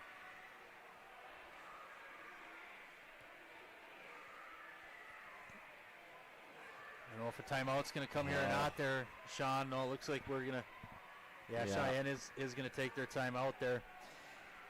So we're looking here and we're talking about this game has delivered, it's delivered, and it certainly has delivered. And then Max Watson is going to put North up 3-2 with a shot that just flat out beat the Cheyenne defender. No screen, no tip, just a good shot by Max Watson there. Yeah, you talked about, I don't know if there's a little miscommunication by Cheyenne defensively there, but just were not able to catch the speed of Watson as he came into the it was kind of slow materializing. It was kind of a sleepy play, and then all of a sudden Watson comes in and he's got a great opportunity to score, and he delivers. That's for sure. Yeah, that line has been dangerous all night long. Oh, for sure. I mean, they're scored all 3 of their goals. You know, Branson's got 2, and then Watson's got the other, and they've played a lot all game for sure. We see, obviously, they're going to be back out there right now. They'll probably be out there for, say, a minute, and then probably 25 seconds off, and then they'll be back out there again. So or I would not be shocked if they're out there the full 220 either. Yeah. All right. Let's see if the Mustangs can counter. 2:12. The clock is going to be the enemy right now for Mustangs. High stick there. Well, I think that was Branson again, so that's going to go. It's going to go all the way down. 2:06.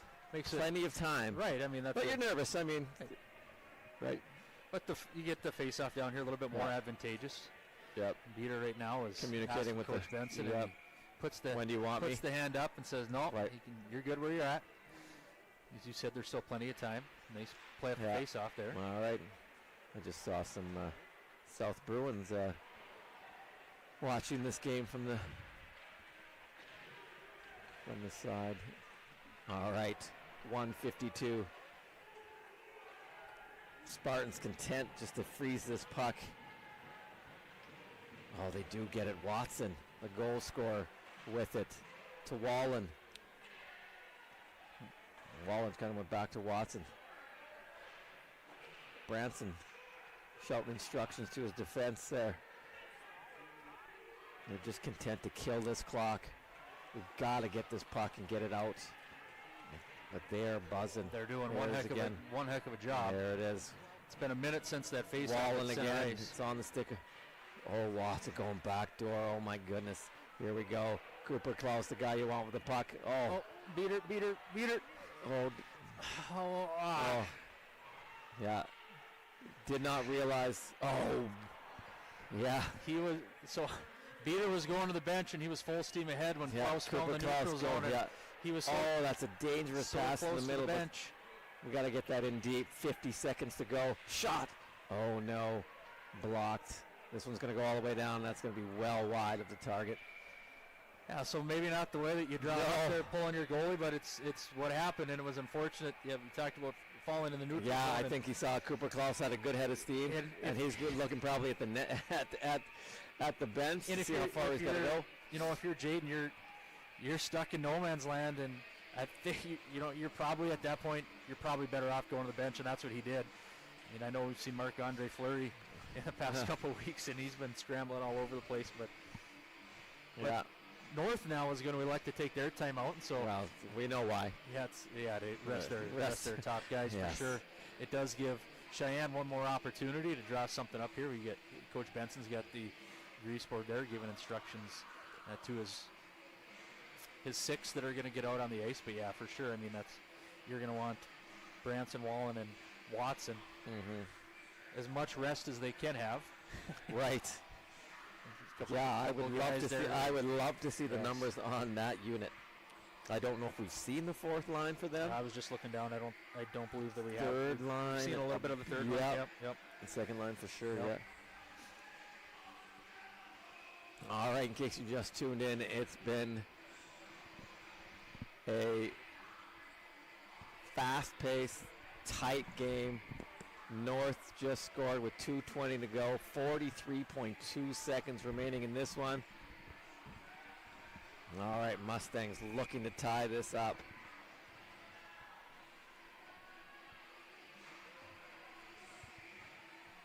All right, Ray Wallen, Cooper Klaus set to duel.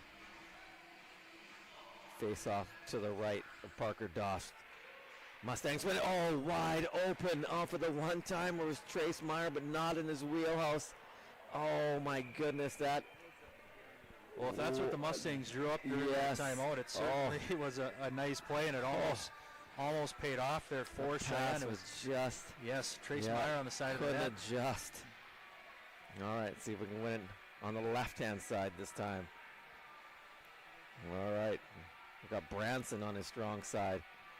Can't tell who we got taken for the Mustangs, but they won it. All right. Oh, North player going down, trying to get to the center. That's going to be icing again. 24.9 seconds. Great job by the Mustangs, winning two crucial face-offs to give them the opportunity to tie this thing up. Yeah, now you got Klaus, and he's going to be on a strong side here where he can pull it back, or he could elect to put it through and then make a play because the puck's going to be on his forehand. It's going to be him and for the Mustangs, and then Wallen, same thing there. He's on his strong hand. We'll see who wins. All right, it's won by Cooper Klaus. Shot. Oh, just wide on that one. Great look there by Charlie Lashowski on that one. Puck at the line. Shot. Cannot get through. Oh, and we got a 2-on-1 with no goalie. Oh, off the ref skate. We got one opportunity to go with 5 seconds to go, and that's going to be it. They are not going to be able to get that back with 0.4 seconds to go. Tenths of a second. I don't know if that's going to be. Man, this is a harder loss for me than the 1-0 one. Yes. Right? Yep. I thought we did so many things well. There were chances in the game at the Coliseum, but not to the level or right, quality. Exactly. And all right, we're gonna crash. With North scoring that goal, what did we say? 11 seconds or 12 seconds into the third period. It was like we talked about at the end of the second. The Sheyenne players were skating into the locker room, and it seemed like there was a little extra pep in their step, and they had the. You talked about. You said there was a sixth player on the ice, and his name was Momentum for Sheyenne. And North was kind of sauntering off, and then that's not at all what we saw. Coming out for the third period, and you talk about. You kind of want to see what your team is made of, and we really didn't get a chance. Right. With 11 seconds, right? 11 seconds in, 13 seconds. 11, I think it was 11, 12, somewhere. Yeah. Regardless, it was less than 15 for sure. Right. And Sheyenne came back, and they had their opportunities as well here in the third period, and then that. But then the goal by Watson too, with just 2 minutes and 20 seconds left. Backbreaker, absolute backbreaker. Yeah. You know what they say? Hardest thing to do in hockey? Beat a team 3 times. And let's hope we get an opportunity before this season is done to face these Spartans again. 2 1-goal games. Yeah, on the season series, you had the 1-0 win by Fargo North up at their place at the Coliseum, and then they come across the Metro here, and they come out with a 3-2 win. Shots on goal, 35-29. Our standings before the game, Fargo North came in here with a record of 7-5 in the EDC, 7-5-2, with 19 total points, and we see Sheyenne was 6-6. So for North, they're going to jump to 22. Right. Don't know how that West Fargo Davies game is going. It was 3-3 after the first, and then computer day, so can't report a score there. But yeah, I mean this is a tough loss. I mean you're right, Sean. You think about going all the way back to the first, and right away early in the first, and Cy Hazler has that opportunity. Then he has another, and Klaus had a couple opportunities, and Trace Meyer. And, I mean, there's a lot of guys had a lot of opportunities. They had 35 shots on net. Right. But Sean, we talked about these are 2 similar teams. You had senior night the other day for Sheyenne. They have 12 seniors. We said North has 13 seniors, and they're. I mean, you talked about those top lines and how much they played. You look at the score sheet. Branson, Watson. Yeah. You look at the goals for Sheyenne were scored by, the man himself, none other than Klaus. And so, I mean, those seniors and those leaders, I mean, they stepped up for their team tonight. We talked about Klaus doing a little bit of everything.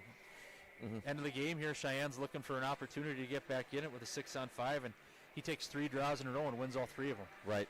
He was blocking shots. He played on the penalty kill, power play, and the leaders for both these teams stepped up in a very big way tonight.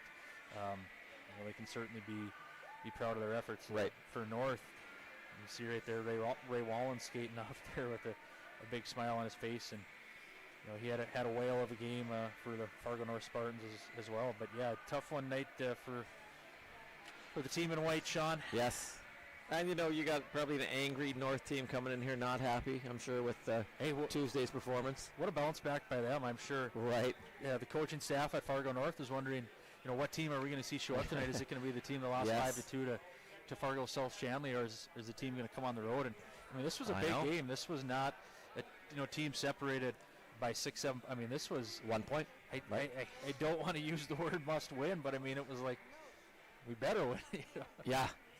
Yeah, you don't want to. You want to be. You don't want to be going downhill at this portion of the season, and and with how tight those standings are. Yeah. Every Sheyenne now they got to play Grand Forks Central, Devils Lake, and then they're going to finish with West Fargo, and they did get a win over Central earlier this year, but Central's we lost to Central, beat Central and lose to Devils Lake. Yeah. And you look at that loss to Devils Lake. That's big. Yeah, when you think about it, they'd be at 21 points right now. So I mean, they would. So every little thing matters. I mean, every point matters. That the game against West Fargo, where Aiden Stern scored with. Do you remember the time left on the clock? I thought 0.1. Was it 7/10 of a second left? You said 0.7. I thought I saw 0.1. That stays in. That was my old contacts in, but that goes to overtime, and you pick up another point for sure, right? And maybe you could have won that one. And so, points in November and December. It's we're trying to figure our lines out or whatever, and all of a sudden now it's almost February, and it's like, God, we'd love to have an extra point here, an extra point there, and that's the beauty of sports. It's the beauty of high school sports, and everything ends up playing a big role or a big deal in the end. And come mid-February, you don't want to go on the road. You want to be here. I want to be driving 15 minutes, not an hour and a half, or you and me making a road trip in hostile territory. We want to be here in the confines, the cold confines of the West Fargo. Whether they know the hot chocolate order. Exactly. Yes. Yeah, you're right. So unfortunately for Sheyenne tonight, the scoreboard is off. I believe our shots were 35-29 in favor of the Mustangs, or somewhere right around there. Highly entertaining game. Yes. If you're a fan of just watching good high school athletics, or if you're a fan of just watching hockey, you didn't pay, Well, Right. Some people pay it if you're here, but for those that are listening to us right now, hope that you enjoyed our broadcast. Thoroughly entertaining game. If you are a fan of Fargo North Spartans, you're certainly excited. Your drive home is a little bit shorter and the car is a little bit warmer, but unfortunately for Sheyenne, they are going to fall tonight. But they have another opportunity tomorrow to get back in the win column as they go on the road. Yeah. Play a Section 8 opponent, so it's one of their final non-conference games, and they're going to go play the Detroit Lakes Lakers. Oh, man. Yeah, go for a swim before Zorbas. I know the bus driver's excited. I got a sub for him, so he's excited for that. So. Oh, yeah? Yep, so nice. Final of the night. Yes. North Spartans 3, Sheyenne 2. So anything else that we're missing there? No. Mr. Burke? Just hats off to the crew. Yes. As always, hats off. And drive safe. Thanks for tuning in. Whether you're a fan of sports or Spartans or Mustangs or just hockey in general. And when you get home, make sure that you go on your computer and you go to YouTube and you subscribe to Sheyenne Mustang Media. Thumbs up, right? I don't know. I don't know what to click that bell, find your apps, X, Instagram, Facebook. You can find them all on there and see the work that our team does. So for Sean Burke, I'm Jordan Matufsky. All right, good night, everyone. Good night.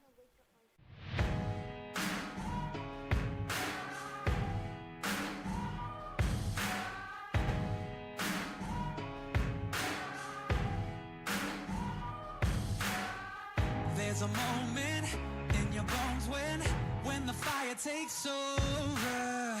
Blood is running, heart is pumping as the battle gets closer. They can say what they want now, 'cause we'll be screaming out. We can be heroes everywhere we go. We can have all that we ever want. Swinging like Ali, rocking our bodies, standing on top like a champion. Keep your silver, give me that gold. You'll remember when I say we can be heroes everywhere we go. Keeping us down is impossible, 'cause we're unstoppable. Oh, we're unstoppable. Oh, we're unstoppable. Every spotlight, every soundbite, everybody who gave up is just a fuel for wanting him more than anybody against us. They can say what they want now, 'cause we'll be screaming now. We can